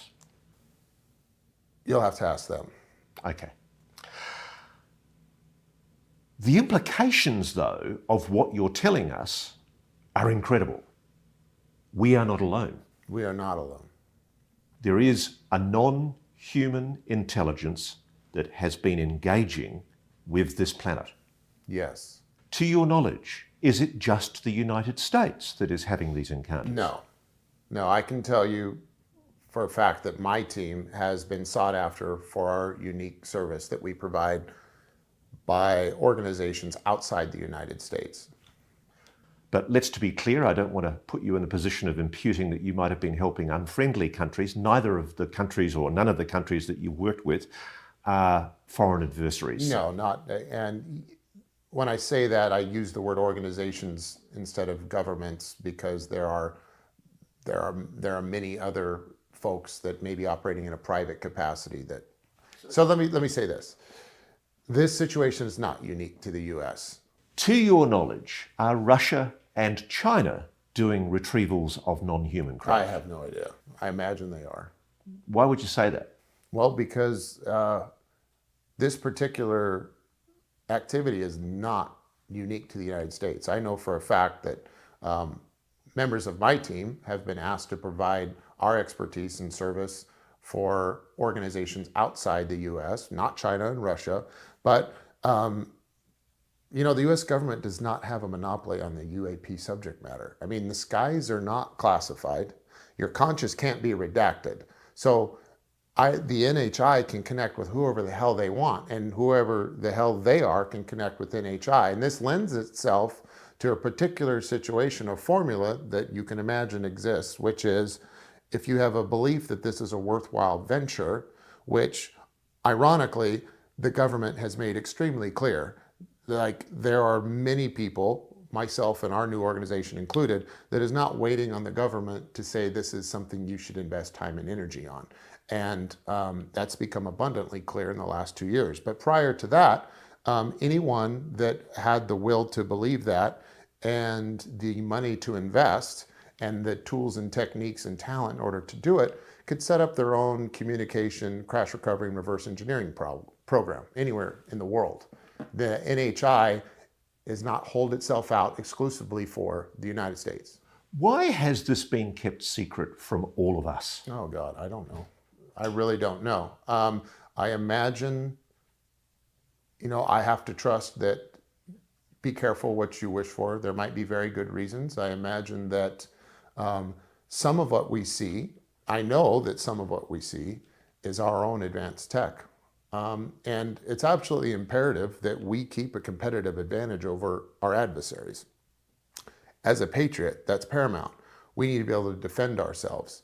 And unfortunately, you can't tell the public things without telling your adversaries. So therefore, the public, for their own good, is going to be kept, they're going to be kept out of the know on certain subjects.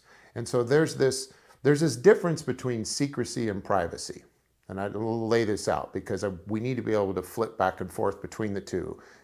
Privacy is something that protects responsibilities and the dignity of whoever needs that privacy. Secrecy is something that typically hides vices, amoral intentions, and crimes, let's say. I know for the most part that what we're dealing with when it comes to our government, the subject matter, is a matter of privacy, not secrecy, if you want to look at it that way. Somebody you discovered was recording these operations in secret. There are videos of these operations that were captured illegally during these operations that are out there. You became aware, didn't you, while you were doing these retrieval operations, that there was concern from a private aerospace company that certain computers had gone missing? Yes. And those computers were Panasonic Toughbooks. Correct. 5 Panasonic Toughbooks. 6. What happened? Well, we were deployed on a particular task to recover what we call HVTs, or high-value targets. Those high-value targets were Panasonic Toughbooks, and whatever was on these Toughbooks was highly sensitive material. And this came about, I have to tell you, after 2018. It is quite possible, I will say, that the sensitive material that is on these Panasonic Toughbooks has to do with sensor data, video, that was illegally captured during some of these operations, some of which may be incriminating or classified. Now, I can understand a lot of people watching this may be indignant, but there are good reasons why some things are classified in the US military. Absolutely. So you were tasked to get these laptops back? Yes. Because the concern was they could break the secrecy of the whole program. I can't speak to what the implications were of this sensitive information getting out. My job's pretty simple. I get tasked on something, I get given a pretty narrow scope, And after doing this for 20 years, that's enough for me, because everything that I've done up until now is I've been very well taken care of, and everything, I trust the process by which we operate. So I'm only preloading it that way because that wasn't the case by the end of this operation. For the first time in my career, by the end of this operation, we began asking questions we've never asked, which is, who are we working for? What is going on? And why did it turn out to be that there were two seemingly adversarial parties trying to employ us to go after these HVTs? So what happened? So my team and I worked in coordination with our contact for this particular task. There was obviously another team involved, which is an intelligence team. Most of our intelligence came by way of HUMINT, which is human intelligence, which is essentially the reporting of information by a human, by their own observation and experience. And we recovered our first two tough books. They were in the high Sierras, I'll tell you that. And we had first began recon on that particular target for the first two in the winter time, and there was tons of snow. So we continued to just observe that location in order to keep tabs on who might be coming and going. It's very remote. There's no way there. The only way to get there would be by foot or horse or helicopter. So we did a couple snow surveys, and at the time the snow was over 9 feet. So we had waited for the thaw before we would deploy to get these first two. Are you and your men armed? Yeah, we're always armed. Yeah. Because whoever this was is potentially very dangerous. I'm armed when I go to Starbucks, so that's not saying much, but we were armed, yeah. So what happened? So we recovered our first two tough books. We got back to our base location and then went through them and took photographs, discovered that the hard drives were missing, which is something we expected could be the case. We then took pictures and detailed reports of the tough books and the contents of the casing that we found them in, and we delivered them to a very familiar facility, which is consistent with the company we are working for. And then we went back to task and waited for more instructions on where to look next for the missing components of these computers, as well as the other tough books that were thought to have been out there. The next piece of intelligence that came through led us to a lake, a high altitude lake, and we found the hard drives in a sealed steel container 25 feet underwater. Wow. Yeah. So someone's going through a lot of effort in order to hide these things. But you can't blame them. I mean, this is worth a lot of money if you sell it to the right buyer. Yeah, depending upon what's on there. It was clear that, again, it was clear that whatever was hidden was highly sensitive to the employer of the task we were on and to whoever was in possession of these at the time they were being hidden. Yeah. At any stage, did you find yourself under threat? Yeah, so we didn't get much past that mission. We never recovered anymore. The very next time we went out, things got strange for me. And my spidey senses, my intuition was on high alert because our intel contact changed. The rhythm and style of our intel changed. I'll leave it at that. And when we deployed to the next location to begin our reconnaissance and in preparation for going to have a look around, the intelligence began to change last minute. Also, we were given a partnered air asset instead of using our own, and we took it in good faith. And as we got closer to the day in which we were going to deploy, intelligence kept changing. And so that raised my concern. We ended up going anyway, and when we got there, the HVTs were gone, and it was clear that shots had been fired, and I'm going to leave it at that.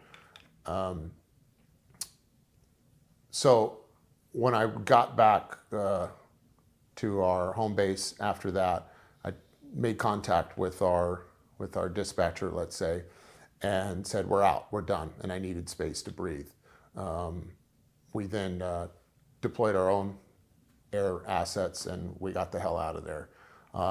You felt you were in significant danger. Yeah, and I was concerned that we were being set up, we were being prepared for the one thing that we've always offered employers, and that is plausible deniability.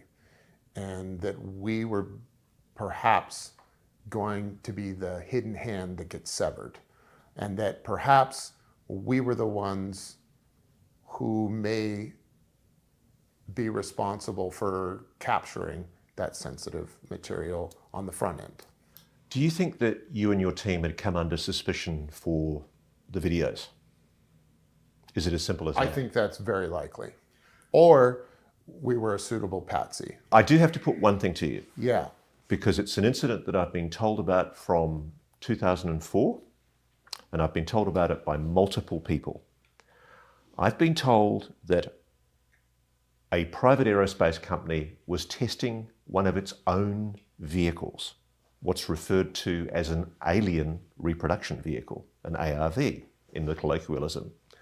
That vehicle crashed somewhere south of New Mexico, possibly in Mexico, and I'm told that a team from that private aerospace contractor was deployed, and while they were there, another team arrived from the US military, and they had innocently been deployed by their government to intercept what they thought was a potentially anomalous craft. And in the course of that encounter, I am told 2 men were killed. Can you comment on that incident? Yeah, there's nothing I can add to that story or comment on. If I did have something to add, or if I had knowledge of that, it would certainly be something I would expect to get squashed by DOPSR.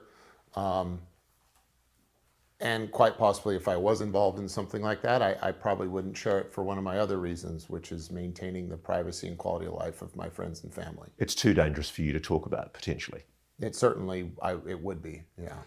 Can you speak more broadly, without referring to that particular incident, speaking broadly about the implications from the program? Do you believe people have been hurt or killed as a result of attempts to protect the secrecy of this whole venture? Yeah, it is my understanding and belief that, unfortunately, that is true. People have been murdered. That seems to be the case. You were in a situation where what you were doing was plausibly deniable. You felt under threat. You were asking who you were working for. Who were you working for? Yeah, for the first time in my career, let me start by saying that for my entire career, both in the Air Force and as a contractor afterwards, I've been very well taken care of. I was given time off to get my head right when I needed to. I was given time to take care of my family when my wife had twins. I've been very well compensated. I've been trusted, in everything that needed to be laid out before me when put on certain tasks was as advertised and as promised. That all changed in 2018, and I cut ties and had to get rid of everyone on my team and build a brand new team from scratch, the same way I always had, but we cleaned house, and I went back and recruited through very reliable sources the type of team members I always have from the places I always have. And we set out to try and figure out exactly who the adversarial parties were that were both interested in these laptops. And again, it was obvious to us at least who the employer was, but they were now in question, in my mind, as being part of the problem we ran into.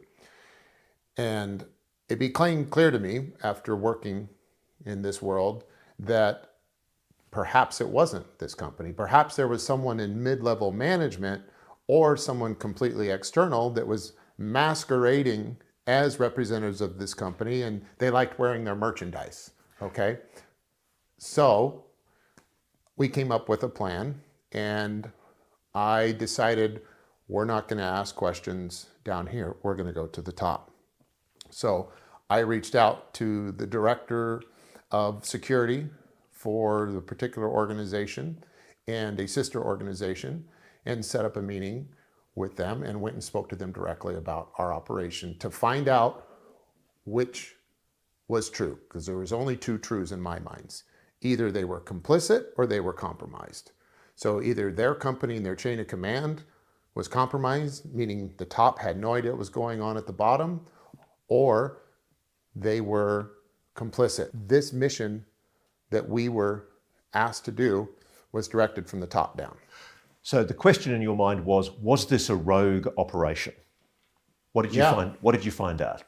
Well, I found out that the people at the top claimed to know nothing about it, and they didn't want to touch it with a 10-foot pole, and they advised me to leave it alone. So this leads you to the possibility that this was a rogue operation. Somebody was tasking you to do things, dangerous things, where your life had been in danger and your team members had been in danger. This is a good example for everyone watching as to how something like this could be kept secret, because you could think of me as, again, I'm just a security and transportation specialist. Everything else I'm speaking to and that I know about, I gain just from my own knowledge and interest of being in the environment. But I speak to a lot of things that aren't necessarily my specialty. I'm on the very fingertips of this thing, which is part of why you haven't heard from me before. I operate in the shadows by design. I'm the fingertips of this thing. I have firsthand accounts of working with these craft and in these organizations. They're up here at the shoulder, like our friend David Grush has worked at a very high administrative level. He didn't know who I was. He had to find me through the process.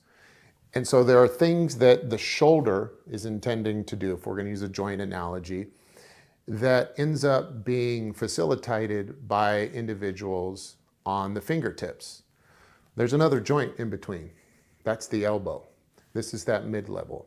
Something could be dramatically redesigned and repurposed at the elbow joint to where the mission of the fingertips is not consistent with the mission of the shoulder. When you confronted the head of security for that unnamed private aerospace company, what was his reaction? Was he nervous? Oh, he was nervous. I mean, it's quite unusual for you to go and knock on the door of a very, very senior person in such a huge organization. Yeah, no, he welcomed me, and this is something that we had made arrangements for. Right. But was he perhaps freaked out, frightened when you confronted him about what you told him? No, I'd like to think I know how to make myself come across disarming. And so he told you to forget it. We had a lovely talk, actually. It was very personable, very congenial, and he shared concerns. Maybe I would go as far as say he had more concerns than I did, and he was at a point in his career where he didn't want to deal with this anymore. He was making changes in his career to try and distance himself. If he had any knowledge at all, it was clear he's trying to distance himself from it. He didn't want to get involved, but he did provide some advice on where we should go. If you look at the inspector general function of any organization, that is certainly a place that he recommended we go, but he made it clear that there were some inspector generals that may be a better place to go than others. And is that what you did? No, I didn't do that. Why didn't you go to the Inspector General? Because these are the oversight agencies that the US government has set up to properly investigate these kind of abuses of power. It wasn't, at that point, you got to remember, I had lost all faith in everything. I was starting at ground zero. I even fired my whole team and was rebuilding my own network from the ground up. So at this top level, I'm a fingertips guy. So my knowledge of the shoulder, I was not going to go, I didn't know who to trust. So even going to an inspector general, the expectation would be for me to just spill all. So I hadn't done my homework enough to where I felt comfortable going to an inspector general, and I wasn't sure that that was going to provide me the outcome I wanted. So what did you do? So the first thing I did is I began expanding the list of people whose opinion I was going to ask. And through that process, I found myself reaching out to the one thing that was always my get out of jail free card, which was I knew if anything got bad, I could go to members of Congress, particularly the Senate Intelligence Committee, the monitor for the CIA, and plead my case and ask for help. So we started there. And unfortunately, that was a very disheartening experience because me going there, asking for their help, very quickly turned into them asking for my help. You're kidding? No. Which was extremely disappointing, to say the least. But they were scared. They were scared, and they were running into their own problems of being in fear of, they were being harassed, and they were afraid for their own personal safety. So people investigating this UAP legacy program for Congress were feeling threatened. They were feeling threatened. And other people they were speaking to as sources were being threatened. And so they very quickly, after learning who I was, began asking me for personal protection and for strategies to mitigate threat. But you're not getting the help you need. No, I'm like, I came to you. So that pretty much was a devastating moment where I'm like, shoot, we're all alone. And it was unfortunately a much more grave situation because what it indicated was that our Congress was not only ignorant to the subject, they were neutered. They were neutered by what they could do about it. Why? How? I mean, it's in your Constitution, Jake. The Constitution enshrines the idea that Congress rules. Everything is accountable to Congress. Congress needs an enforcement arm. So laws without enforcement don't exist.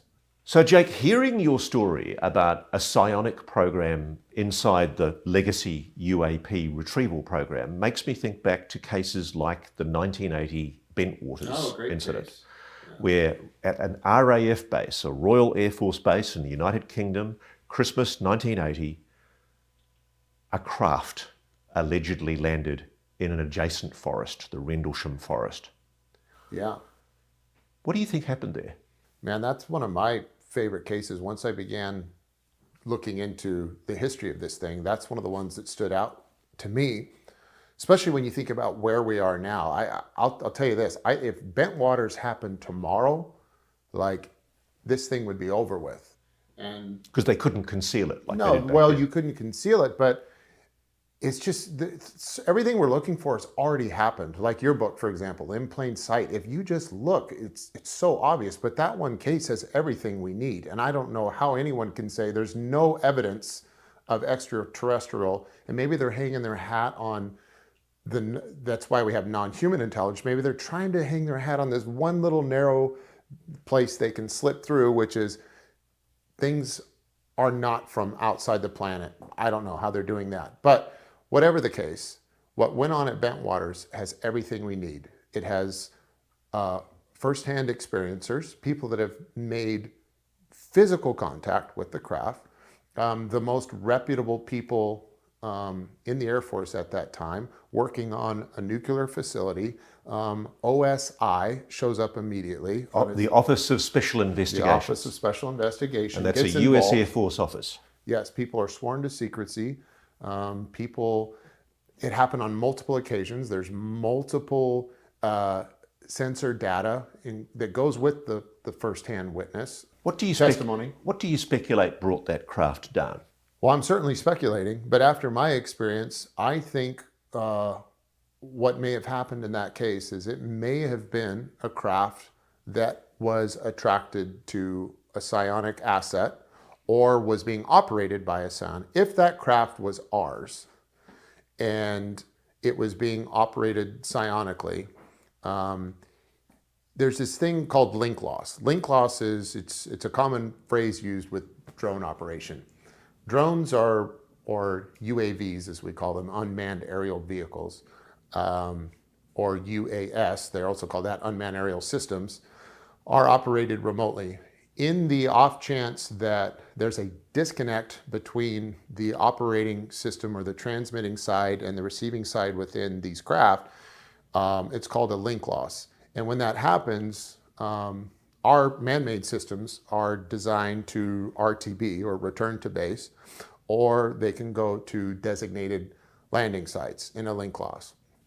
So that same system would be deployed, because commonly what happens with a psionic asset who is using a form of intuition and consciousness to connect with the craft, there's a disconnect, we call it, which is like link loss. I can tell you, when we run exercises using the psionic assets in an intentional environment to get samples to the ground, we intentionally disconnect the psionic asset so that the HPM systems can be energized, because there are some potential issues that can happen if the psionic asset is still connected to the craft when it's hit with an EMP or other HPM. I'm told part of their consciousness can stay in the craft. Yeah, it seems to be the case that the human being can suffer some form of cognitive injury by still being connected to that craft when that craft is de-energized. There is a case at the RAF Bentwaters, during the RAF Bentwaters incident in the United Kingdom. There was an airman called John Burrows who was exposed to what we now know was an extraordinary amount of gamma radiation, dangerous radiation. Yeah. And he suffered quite terrible injuries, but had a terrible time persuading Veterans Affairs that he deserved medical assistance because he couldn't prove that this was an occupational exposure to radiation. Well, I can tell you, I came to know the name John Burrows because I've been seen by the same doctor as him, Dr. Gary Nolan, for the exact same reason. So what happened to you? We're not quite sure, but the first time I got exposed to what, in hindsight, is obviously a radiation exposure of some kind, is we were transporting HVTs. High-value targets. High-value target, which are, at this time, was a large sealed container. I'll tell you, I was near the continent of Africa. And after this particular mission, me and everyone on my team got extremely sick. How sick? Like physically ill in the hospital. Within weeks after this, I'd lost every hair on my body, which they call an alopecia, migrating alopecia. And I also lost the skin on my arms. So the skin's actually falling off your body? Yeah, like not just falling off, like it was lopping off within a couple of days, like a severe sunburn. This led to a series of all kinds of other, what I have learned since being with Dr. Nolan, is autoimmune issues. I ended up developing a severe heart murmur that I'd never had before, which is the same thing that John Burrows had. And throughout my career, I would have reoccurring autoimmune dysfunction when exposed to other things. I ended up recovering from that at the time, and because of the nature of my work was classified, the VA was only dealing with symptomology, not causation, in the treatment of my injuries. And I didn't even really understand that it was radiation. So were you treated for radiation poisoning? No, I was not. Are you being now?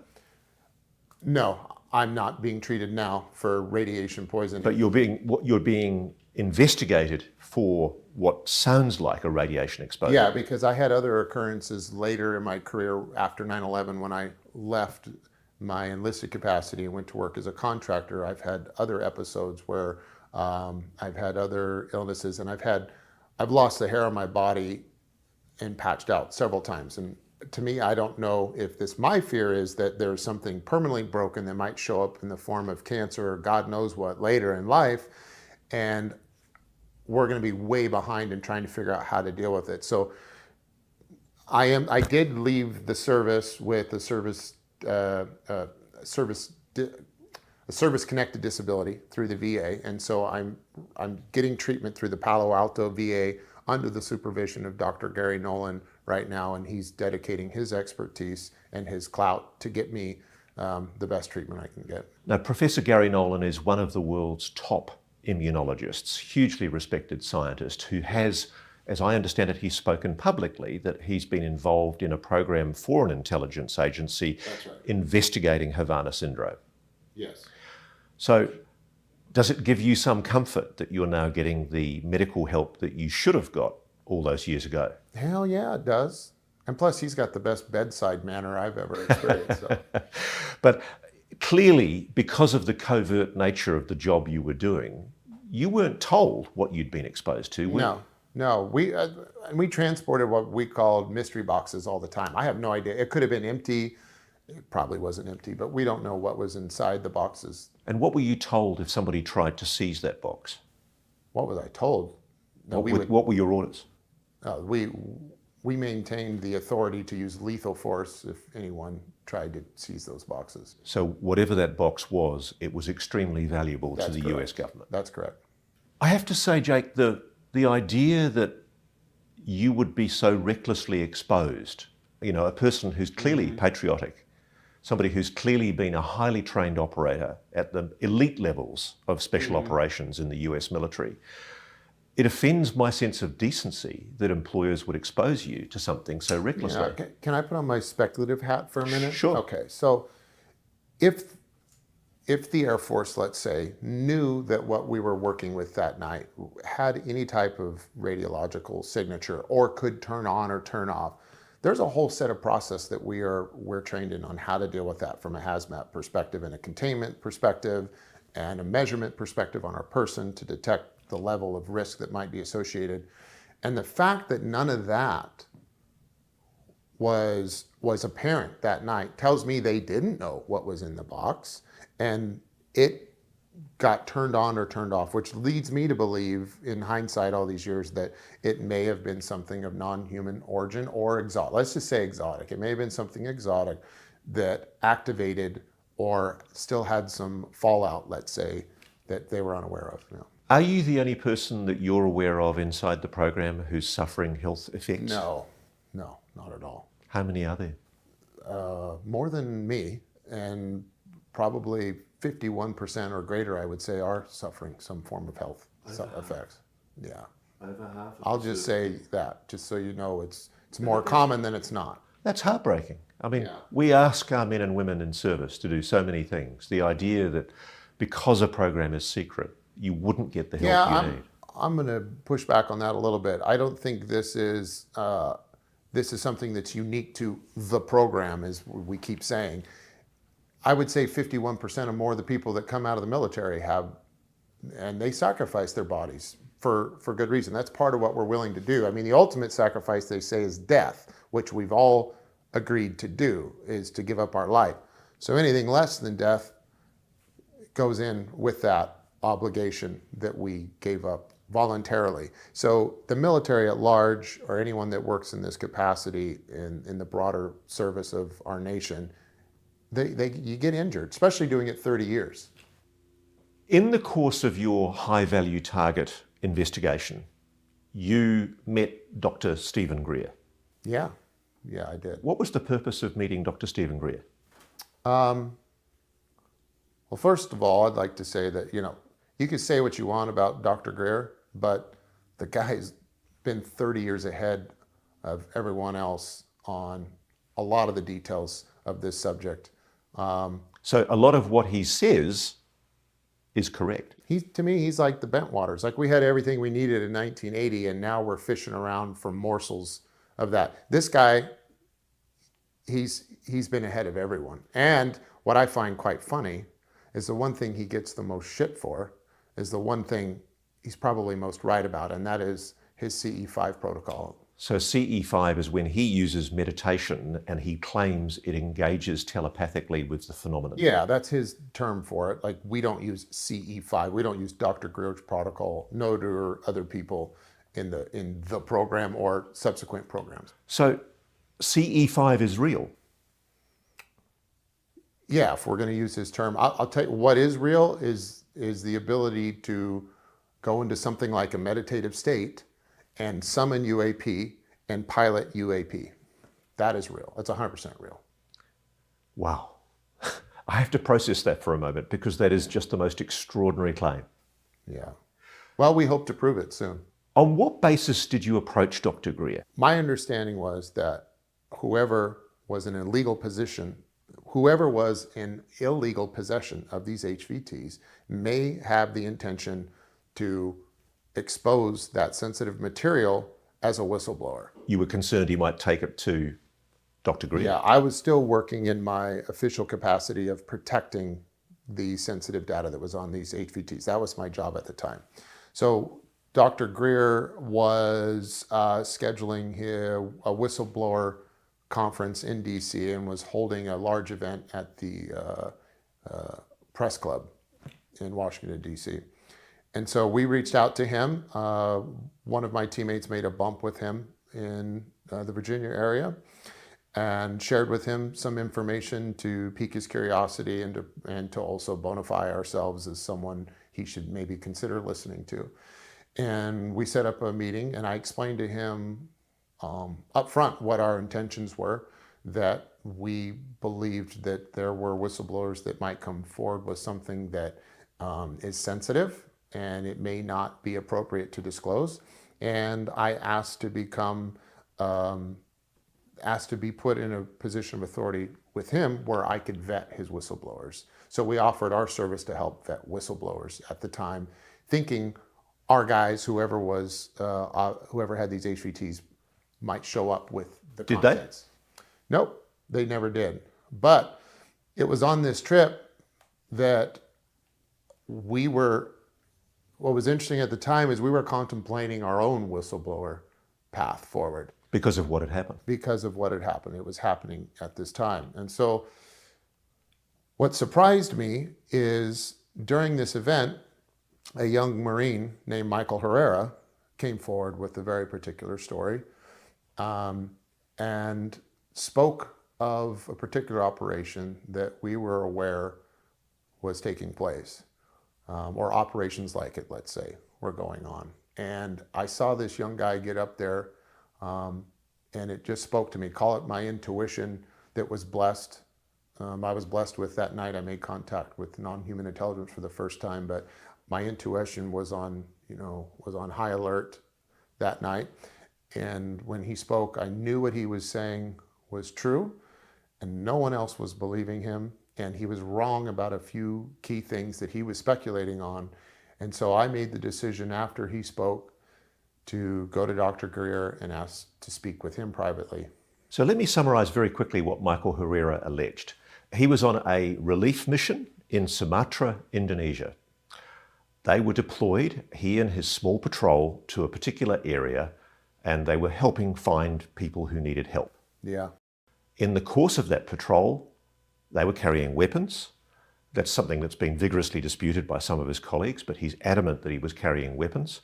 And they stumbled across a craft, a gigantic craft, many meters wide, hovering in the air. And below that craft, there was a platform with trucks, Ford 150s, and there were containers that he described. That pushed buttons with you, what he described, didn't he? He told the Greer disclosure conference, which was in 2023, that the paramilitaries pointed their weapons and threatened to kill the Marines, that they were American. They took their guns off them, and they basically threatened that they were going to be killed. Yeah, that's exactly what he talked about. Basically, they were told, eventually they were released, they were told to walk away. Their weapons were unchambered, there were no rounds in the weapons, and they were told to walk away. They allowed them to leave, but they were told not to look back. Yeah, I can't speak to all that. And let me be clear, that is not the type of group I would ever volunteer to be a part of, but I know that there are guys like that out there that get shopped out and become part of these programs. The particular part that struck me were two things. One, the description of his craft. Although the size was enormous, I have no experience with a craft that size, but the craft he designed was precisely the same craft that we had come in contact with in our operations within the United States, and that is, it was a disc with the 8-gun construction when viewed from above. The other thing was he spoke of the containers, and his initial speculation was that they must have been moving drugs because they had something on the top that looked like some sort of HVAC system of some kind. And I knew right away those were the same type of containers we use for the Psi team when they're operating and being transported. So what are the containers used for? the containers are used for transportation of the Psi team and also just as an operating base. It's a mobile operating base. And so this quickly went off the rails because for some reason, the term human trafficking got put into the story got put into the minds of the people that were hearing his story after I got involved. So what did Michael Herrera think? He thought they were either gun running or drug running, didn't he? Yeah, he thought that's what he assumed, they were running drugs. And I knew that those type of containers, when associated with that craft, were used for the Psi team. That's why they had mini split HVAC units on the top, provide comfortable environments inside for humans for either transportation or for operation. You can operate inside those containers. And they're sealed. They're kind of like a Faraday cage in that regard, where it allows you to concentrate. If you're going to operate from those, you can concentrate on your work as a Psi asset, or they're used to mobilize. So clearly, whoever those men were, they were American, they were private military contractors, and they weren't very friendly. No. Are they the people that you feel pose a threat at times to the legitimate operations of the program? Yeah, I think it doesn't take many bad apples to ruin the batch.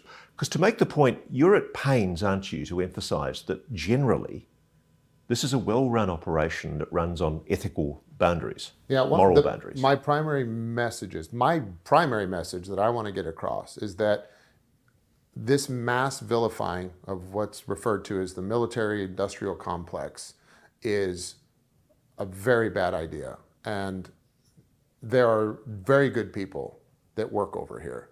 Not just good, the best and brightest that America has to offer. And the goods and services that are provided by those organizations which fall under the military-industrial complex are the goods and services that make our country the greatest in the world. And we benefit from those on a daily basis. And so to mass vilify it en masse is not only, that's a crime in itself, but it's a shame. And we're so hungry people are so eager to quantify where their threat is coming from. We want a bad guy. And this is not an entire cabal of bad guys. There are a few bad guys like it everywhere that operate within the military-industrial complex. And unfortunately, their operations get the spotlight. So you decided that Michael Herrera, his account made sense to you from what you knew about the program. What did you do?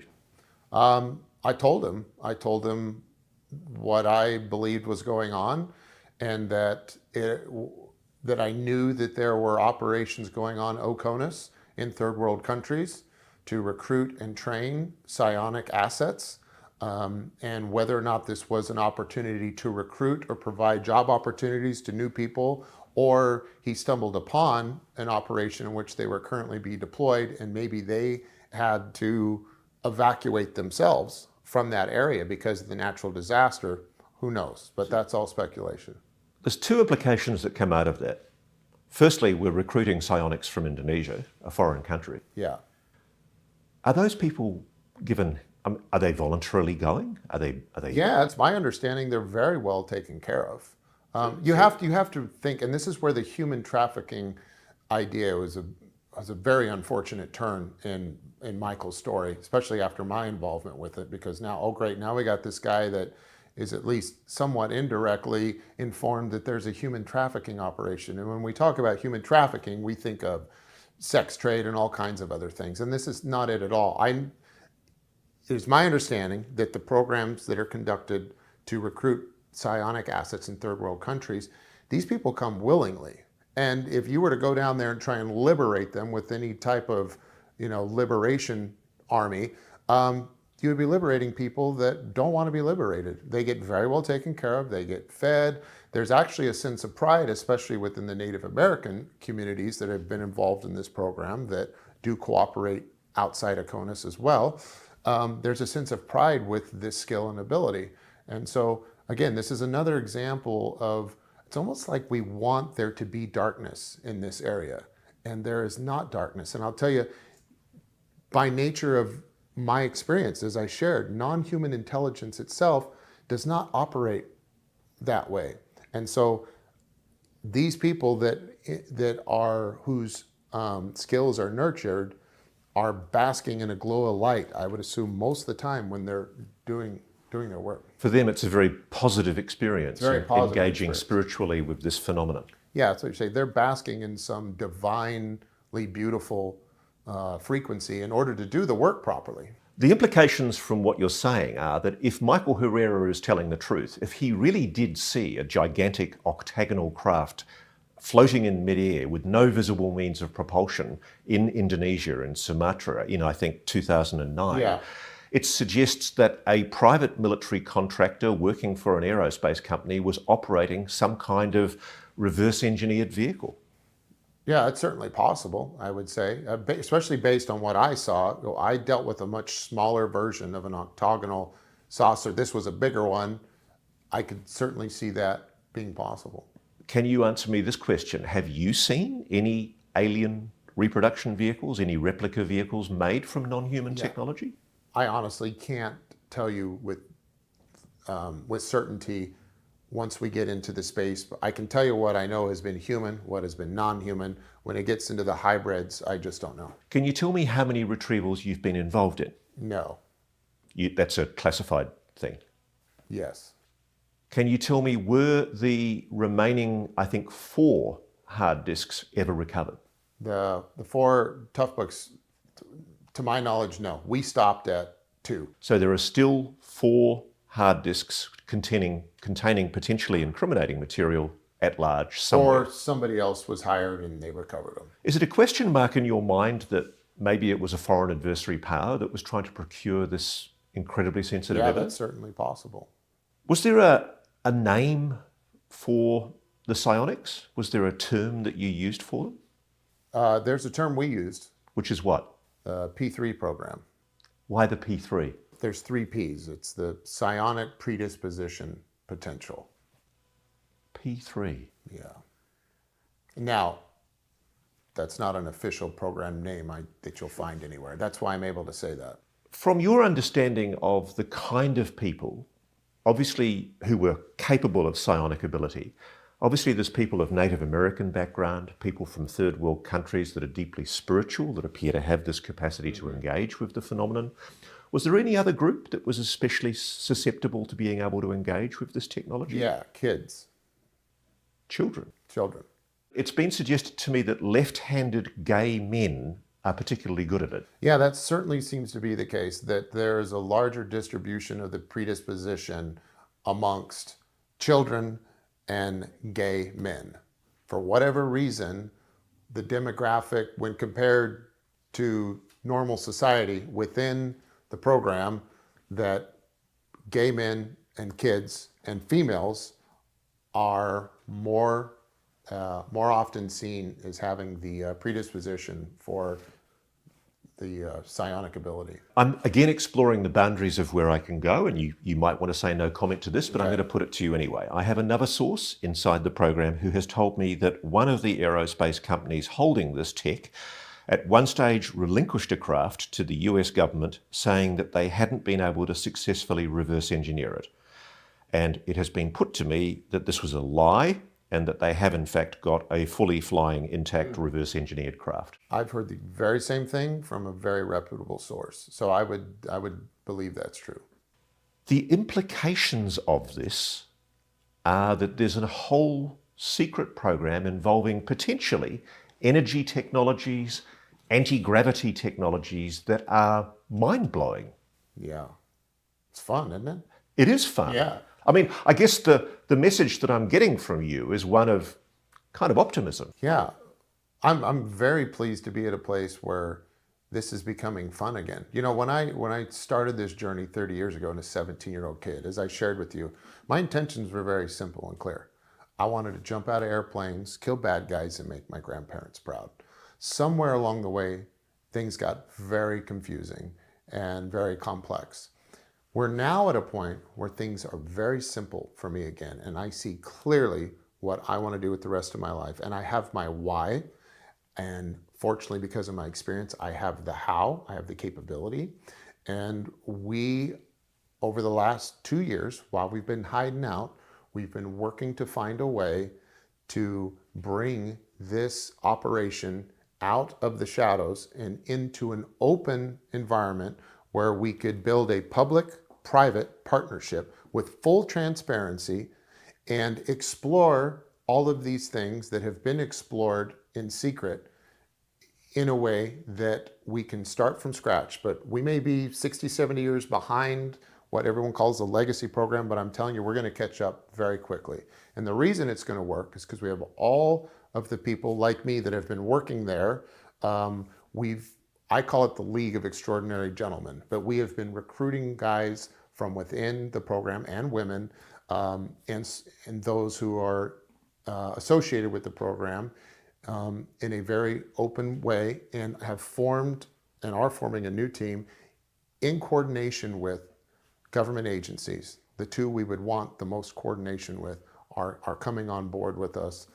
And we also have the funding through venture capital. Can you name those agencies?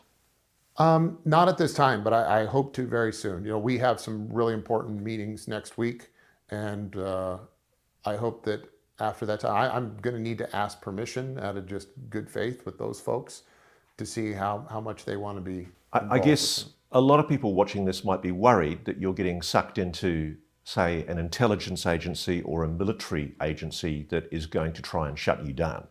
Yeah, well, or it could be where we're just the legacy program 2.0, and this all goes underground again. I'm giving you my promise right now. Our organization is called Skywatcher. We are part of what has been defined as the Explorers Club, and it is full of people who have the best intentions in mind, and there's going to be accountability with there. There's not going to be transparency. And I know that sounds like a lot coming, or sounds like could be a load coming from a guy like me with my background, but you know, I'm not going to be able to prove it to you in this conversation, but I'll say pay attention, and I'll paraphrase a quote from the book of Matthew and say, you will know them by their fruits. So stand by and judge us for our fruits. You've been really touched, haven't you, by this experience? It's touched you spiritually. Yes, it has. There was a gathering at Esalen. Okay. And a lot of very high net worth individuals who were interested in suppression of non-human intelligence attended. What happened? I think something epic happened. I think something happened that, if it was fully documented and understood, would go in the history books. I had a feeling last week that that was historical. It felt absolutely historic. What you had was a combination of the world's leading, like most frontier scientists. You had people that were top experts in all their fields. And then you had a variety of fields that was outrageous.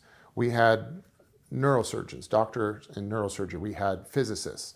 We had high net worth individuals in the billions that were extremely open-minded and had a frontier attitude towards all this. We had mystics. We had psychic kids. We had children from Germany that could harness and actually showcase their ability to perform telekinesis, their ability to psychically see things with their mind, and were able to prove that to all of us. We also deployed some of our psionic assets that we've used and are part of our new team with Skywatcher, and we summoned UAP. We had the UAP come and fly around and visit and hang out with us and take off. And I have to say, I saw it too. Yeah. And it was profound. It's a spiritual experience, and what you're trying to do now is replicate in the private sphere what's being suppressed in the public sphere. Yeah, you know, we're not looking back. You know, we could we can leave the bad actors of the past, we can leave them with their lies. We have no need for that. We're looking forward. I am absolutely confident that we are capable of generating the type of high quality sensor data and photography and film evidence that everyone is wanting. I'm also confident that if we continue on the path with our government agencies, that we're going to get a craft. We're going to get material in hand. I know it's possible. It's just a matter of working out the logistics. But I'm just exploring this with you. The implications are that there's one part of the black world of the US government that is being hidden from Congress, hidden from some presidents I know, Yeah. working on retrieved alien, non-human technology. Yeah. It's being kept from the knowledge of the American public. And yet they're being funded with taxpayer dollars, billions of taxpayers' dollars, if you believe it. Yeah. What do you think of that? Well, it doesn't sound right, does it? But you could probably tell that same story around a number of other things that have nothing to do with aliens. And unfortunately, that's the government and the world we live in. But the exciting thing is, the thing I find breathtaking from what you're saying is, you're saying, as somebody who's come from that black world, Yeah. screw the secrecy. I'm going to say it a little differently. The monopoly the U.S. government has on the subject matter is not respected by the non-human intelligent spirits. Again, the skies are not classified and your conscience cannot be redacted. And ultimately, why I feel safe and why I feel optimistic about the future is I know that the NHI is guiding us that way.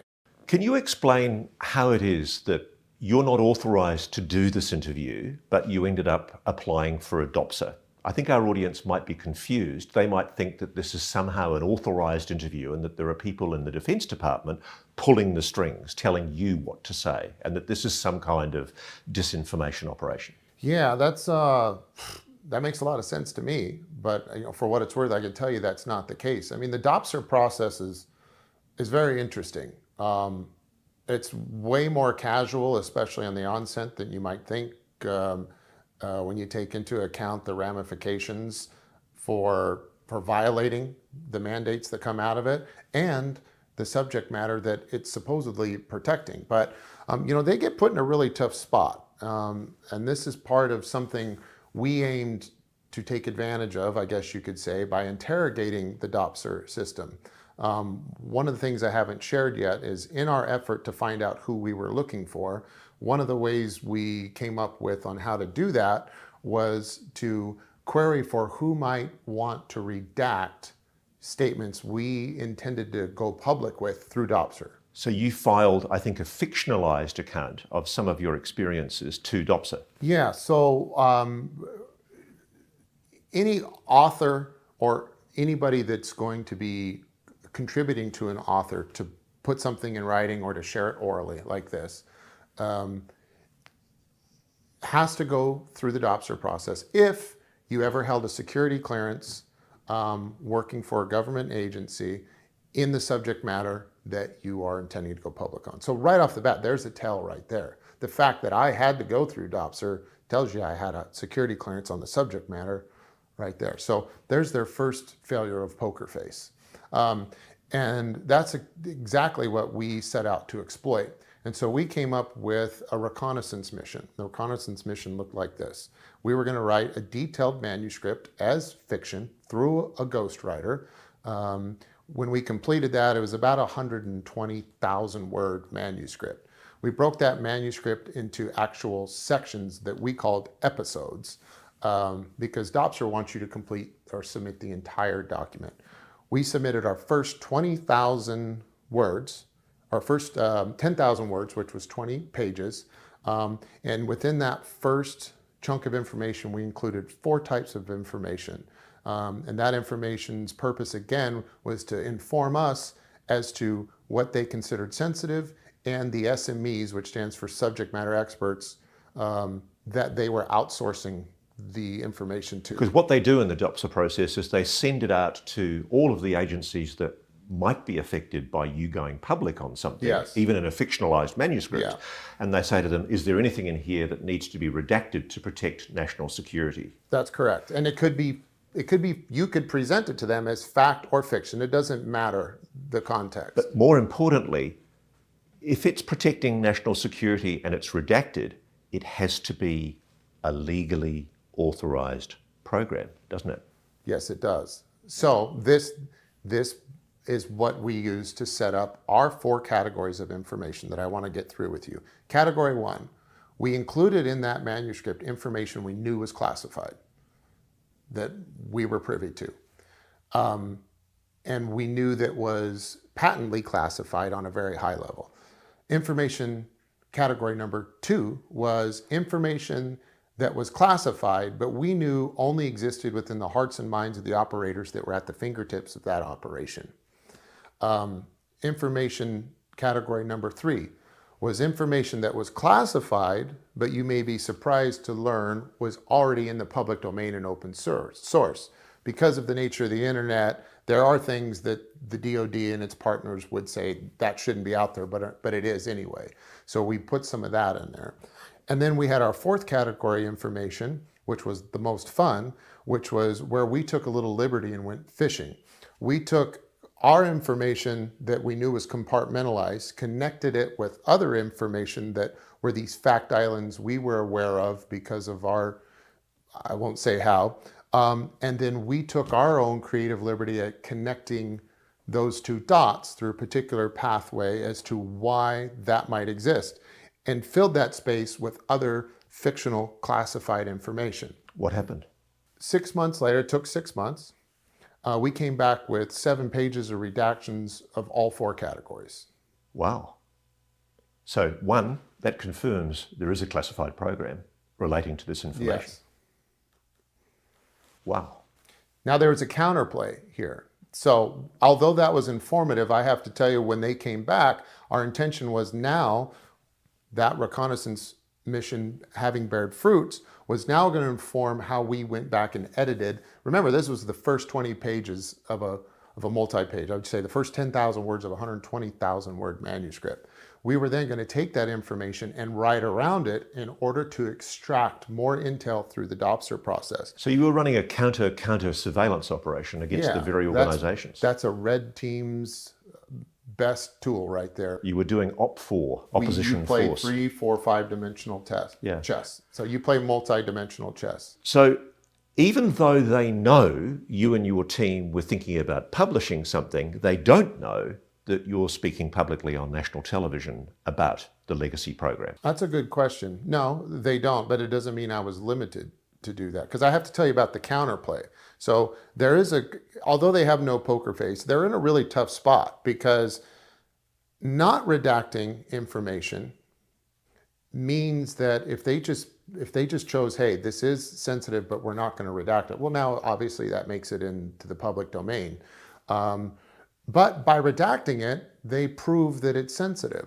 So they have no idea as to how you acquired the information. They know based on your security clearance and your background, because it had to be submitted under my official name, it's a social security number, and my record in order to get triggered. And that's how they know what SMEs to send it to.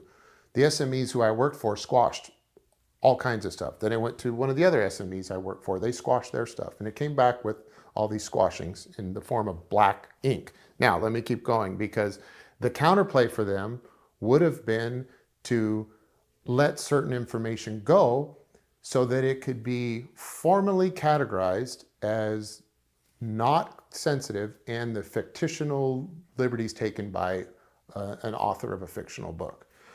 So they could do that. They could have done that, but we didn't really see that. What they did do, however, was they got a sense, they got on to us. They figured out what we were doing, and they said, stop, you cannot submit anything else. You have to submit the whole manuscript. And we told them, well, that is the whole book. We're going to release this like episodes of a special.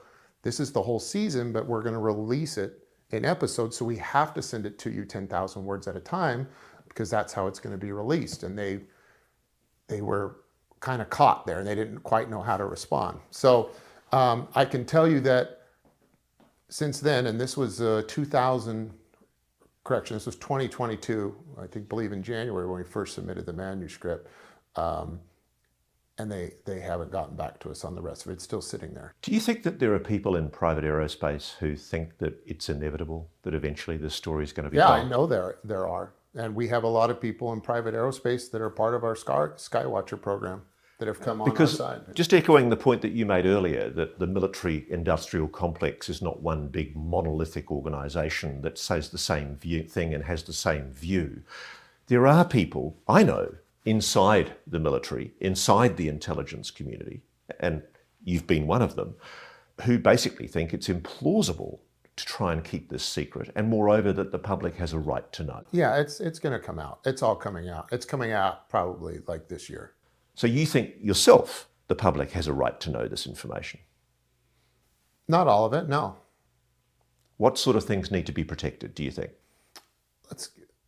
Anything that affects national security. Like, we have to be careful of what we wish for. Like, we don't know what we don't know. Even me, I don't know what I don't know.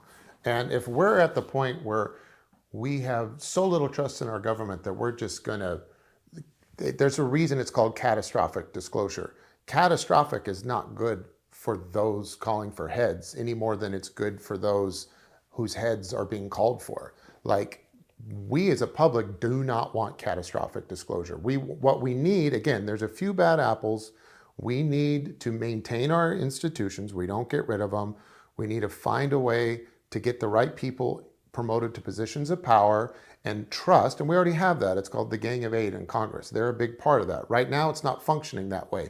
But we're not going to change. We can't change the structure. We need to get the right people into power, into positions, start looking into it. And again, you don't need to rely on the government. It's already there. Like, what we need to know is this. We need to know that we're not alone. We need to know that there's a profound spiritual component to our existence. And that's just for the sake of our own fellowship as creatures sharing this planet. But also there's an extreme amount of utility in our ability that has been suppressed forever. So if we could learn how to use that, and also for those that are keeping the secrets, keeping it secret is a bad way to try and study something. We need an open source. We need all hands on deck, all brains on deck, all consciousness on deck in order to find out how we can exploit this in the best of ways in order to come up with things like zero-point energy, let's say. Until we do so, we're going to be stuck with the same problem we have been for all the civilization, and that's battling for limited resources. And if we could solve that problem by something that might come out of disclosure, that would be something I say should be disclosed. Things relative to national security, no. And we can't trust ourselves. We can't say, give us all of it because we don't trust you. We have to put trustworthy people in position and let them make that decision. Okay, let me ask you this way then. Do you think the public have the right to know that we are not alone? Yes, I'll say yes to that. And the thing I find shocking though, is that the most beautiful thing that you've described to me, the most exciting thing, is what I think our audience is going to have the biggest trouble with, is believing the idea that human beings have the capacity to do things with their minds that have been suppressed. Yeah. I just kind of smile because that makes it more entertaining for me because they're going to be shocked. But you know what? I don't think that's necessarily the case. I think there's more people that believe it.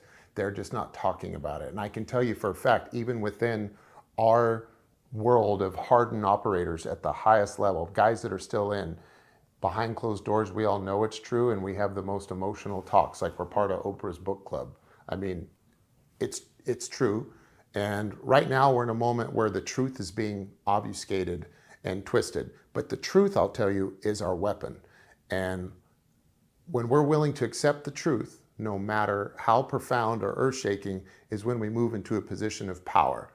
And it's going to liberate this subject. And you know what? How fun would it be if we're right? I'm not telling you, it'd be different if the government and what was being hid behind this subject matter was the fact that there was an asteroid on course for Earth, that there was no way we could we could redirect it, or there's no way we could defend against it, and we were all going to die in the year 2020X or whatever it is. That's not what's being hidden. What's being hidden here is something extremely positive, and it's something we've all hoped for. It's the one thing we've all looked for in all of our religions that we celebrate across the world. It's the one thing that we want to be true of our religion, and it's the one thing that the one common thread amongst all religions. And so that's what's being hidden, and that's what we're going to find out, and you can't bottle it up.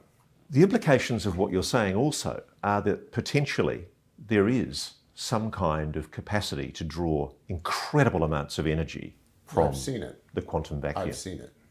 You've seen it. I've seen it. There's also obviously the capacity to use propulsion systems that are far beyond what we're describing. Yeah, that seems to be the case as well. Anti-gravity. Anti-gravity. They know about it.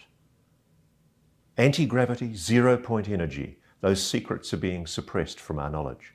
I've seen demonstrations recently that, again, proves that the government doesn't have a monopoly on this. They have, we know that they have been working on it. They seem to have been doing a good job in keeping others from making their own independent progress. But that time is changing. Independent progress is happening right now, and it's coming out. That's why I'm so confident.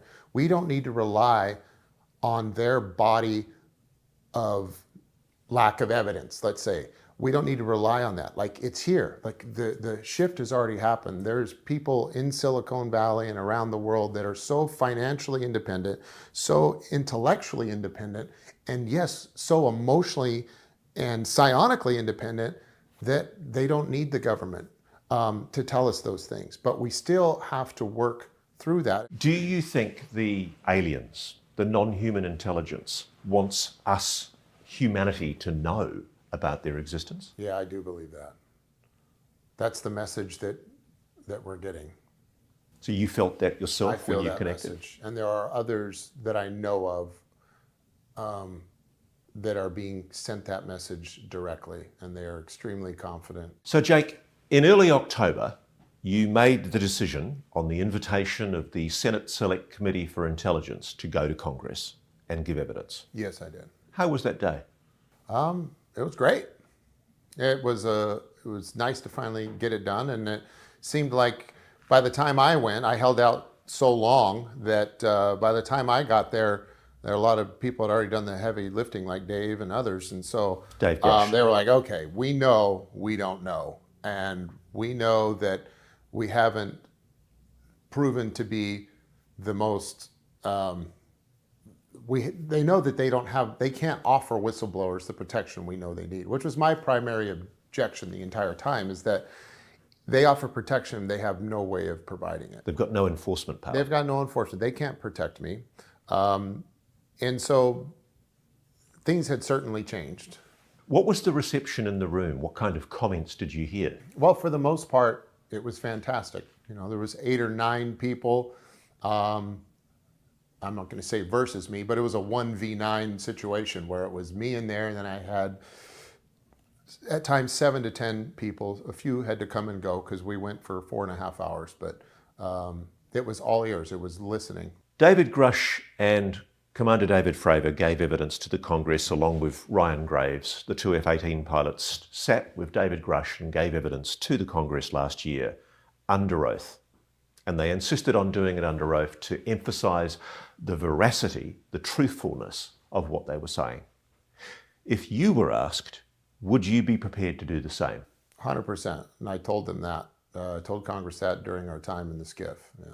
What impact do you think you had on the people listening in the room at the Senate Select Committee for Intelligence? Well, we laughed, we cried, we had a lot of serious talk. So if anything, I would think I came across sincere. Keep in mind, we were scheduled for a 2-hour block. We went 4.5. So they were definitely engaged. They seemed like they were sincere in their effort to find out what's going on. Why hasn't somebody like you with first-hand knowledge of the program come forward so definitively before? That's a good question, and that's what I kept waiting for, more to come forward. I feel uniquely qualified to come forward at this time because I know we have this private venture coming, and I've already begun negotiating with those government agencies who I thought may have come after me, let's say, if they had ill will, and it's been proven to me that they don't. So there are government agencies that don't know about this program, that are aware of the obvious illegality of parts of it. Yeah. Operating. I don't know if it's that. It's every department has within it a responsibility to deal with shit in the sky flying around that we don't know what it is. I mean, just start in the FAA, for example, which is Ryan Graves' particular case he's trying to advance, is that, you know, there is a safety of flight here. There is an aircraft separation issue, a collision avoidance issue in the air. If there are things flying around in the sky and the FAA doesn't have a way of managing that or producing safety reports on it, we've got a big problem. And the problem gets much bigger from there. And so while we like to speak of the government as the government, it is not one big cohesive machine that works together. And so every department, like the FBI, like Department of Homeland Security, like Border Patrol, Department of Defense, you know, they have their own niche responsibilities in order to make sure things in the sky aren't our adversaries, aren't carrying payloads, aren't causing safety of flight issue, and they also have a responsibility to figure out whether or not aliens are visiting the planet. And you think they are? Yeah, I do. So the truth is out. The truth has been out for a long time. What would you like to see happen? Like, what's your dream? You've seen this technology. Yeah. You've felt the sincerity of the intelligence that you were engaging with. What would you dream of? What's your aspiration for the future? You know what would be really cool? Is to be driving down the highway, look up and see a billboard advertisement for the United States Air Force recruiting kids into a career field for UAP research and study, for psionic exploration, for piloting technology to other galaxies. Like, that would tell me we've arrived and we are at a place where clearly the public and the government are working together. Because the suppression of this secret, it's not just suppressing technology and weapons, which I can, you know, as much as I don't like the idea of it, I can understand why somebody might have made the decision to do that. It's suppressing spiritual knowledge that you think the public's got a right to know. Well, and here's where I would say we need to respect the fact that we don't know what we don't know. Imagine weaponizing consciousness.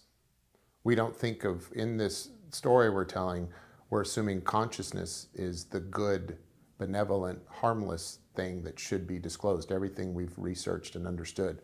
Imagine if it is the case that consciousness could be weaponized and that people like the President of the United States could be under mind control. That's a huge problem. And imagine if someone could independently develop. We already see this problem with drones. We are so out of control with the drone issue that drones can fly around with a payload and cause mass casualties because we don't have it under control. The FAA doesn't. We just, unfortunately, we don't have the CFRs, the Code of Federal Regulations, and the people hired to deal with something like drones. Imagine if we had to manage and police the malevolent use or the weaponization of consciousness. That could be a really big problem.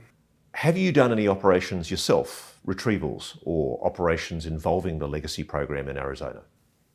No. Have you seen the rubber duck video, which was shot by Border Patrol from a surveillance plane over parts of the Arizona desert? Yes. Do you know anything about that object? I don't know anything about it.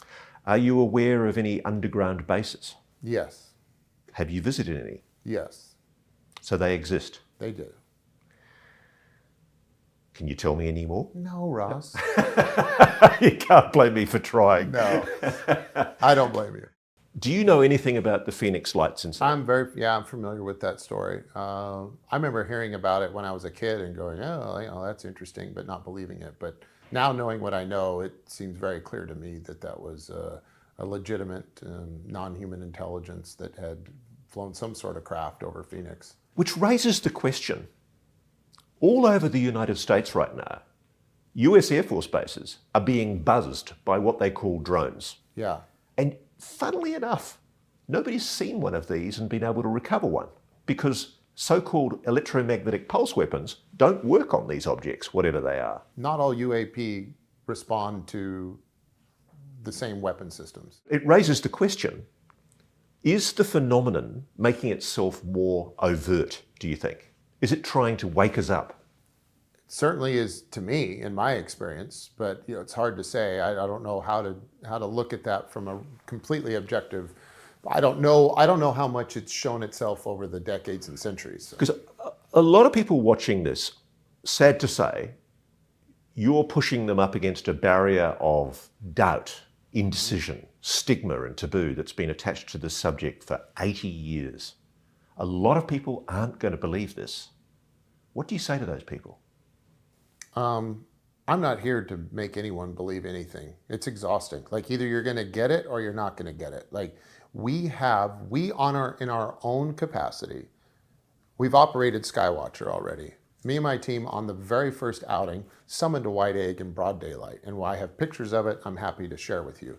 We calculated this object to be traveling, depending upon the slant range distance, anywhere between 3,000 and 11,000 miles per hour based on the size. We're still analyzing the data we collected from the range. And we're happy to show that to you.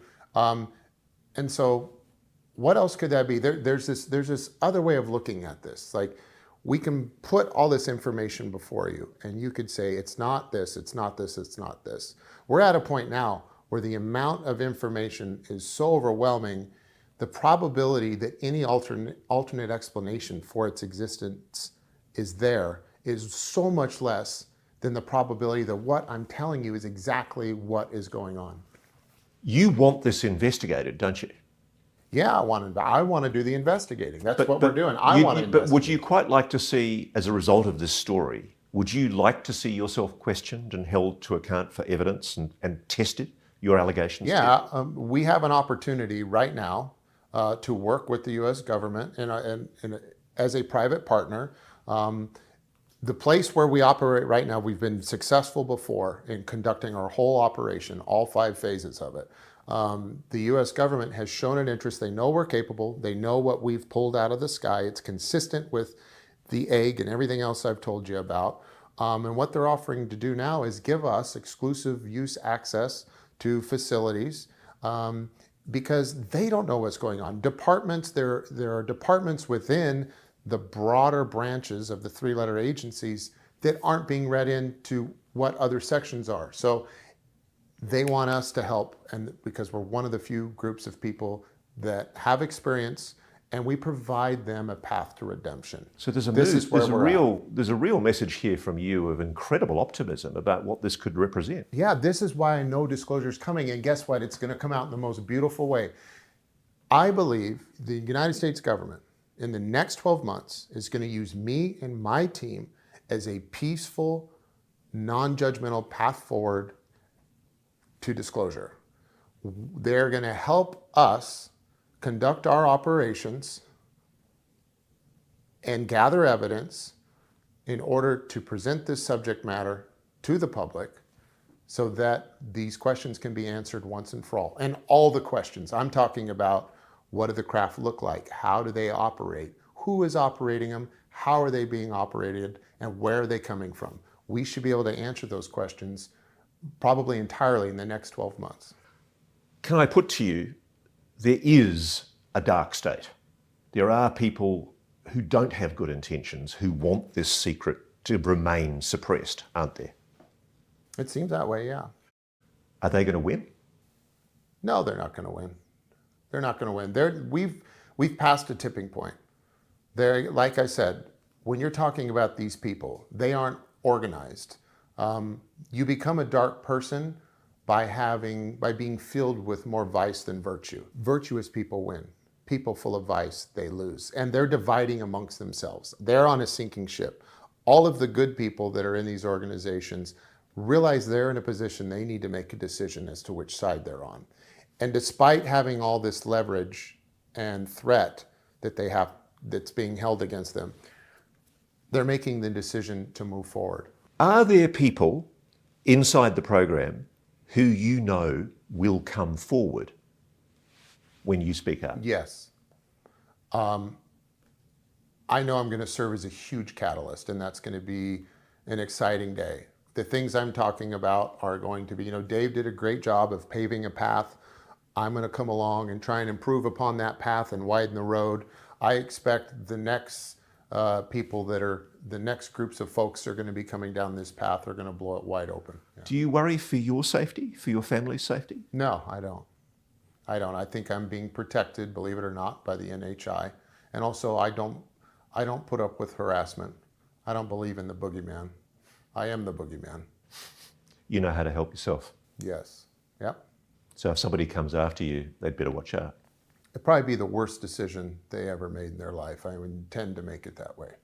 Clearly, at the heart of all of this, there's been an 80-year cover-up where we've all, outside in the normal world, been told that this is nonsense.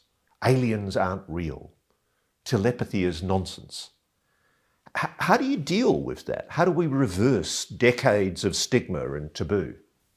You inform yourself. Why are we relying on these people that have been keeping the secrets to let us in on the secret? Why don't we make their secrets obsolete by capturing the evidence ourselves and becoming all firsthand experiencers of the phenomenon and the technology? Because that's possible. And from what you're saying, Jake Barber, that's a beautiful experience. Yeah, it was the most beautiful experience I've had in my life. Would you like to see your kids one day doing that work? My kids already are, believe it or not.